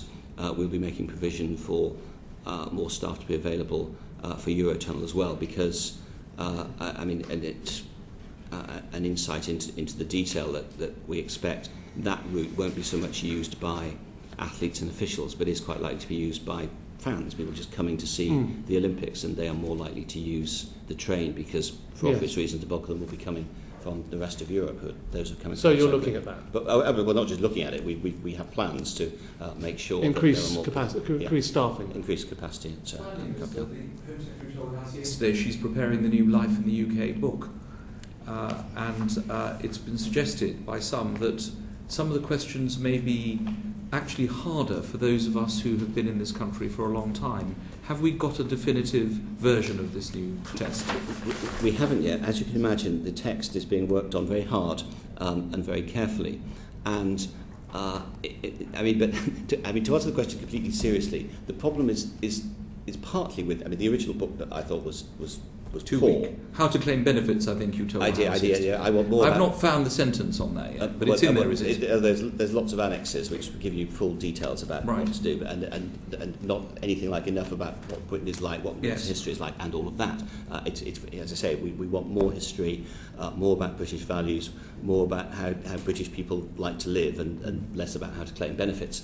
But then there's the out of the booklet comes the test, and the problem, and it's a genuine problem. I don't sort of criticise anyone for this. The problem is, how do you take that and turn it into a test that people can pass? And the temptation is to take every individual fact and make that a potential test question. So I think But they'd be expected to know, for example, the national anthem. Yeah, absolutely. Yeah, so you would be able to help us with the second verse of the national anthem. The second verse, or the third verse. The second verse that we sing today, which we sing very occasionally today. We don't need to sing it, but can you tell us what it is? I don't.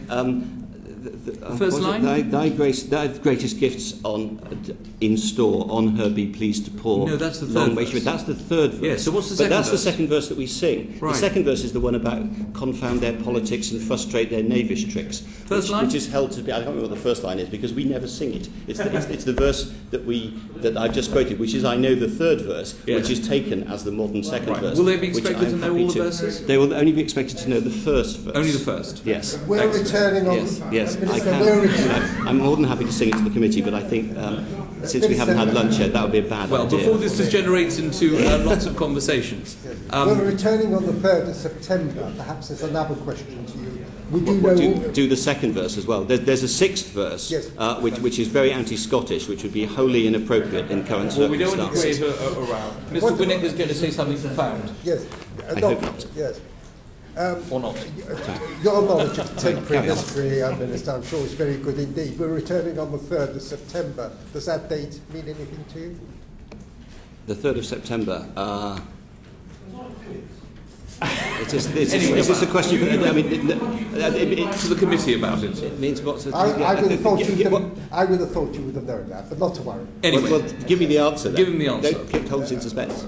When we entered in perhaps what was the most decisive war we've ever fought. Oh, the 1939. Yes, exactly. You pass, you will get a passport. Thank you very much. I'm grateful. Thank you. I expected him to know that.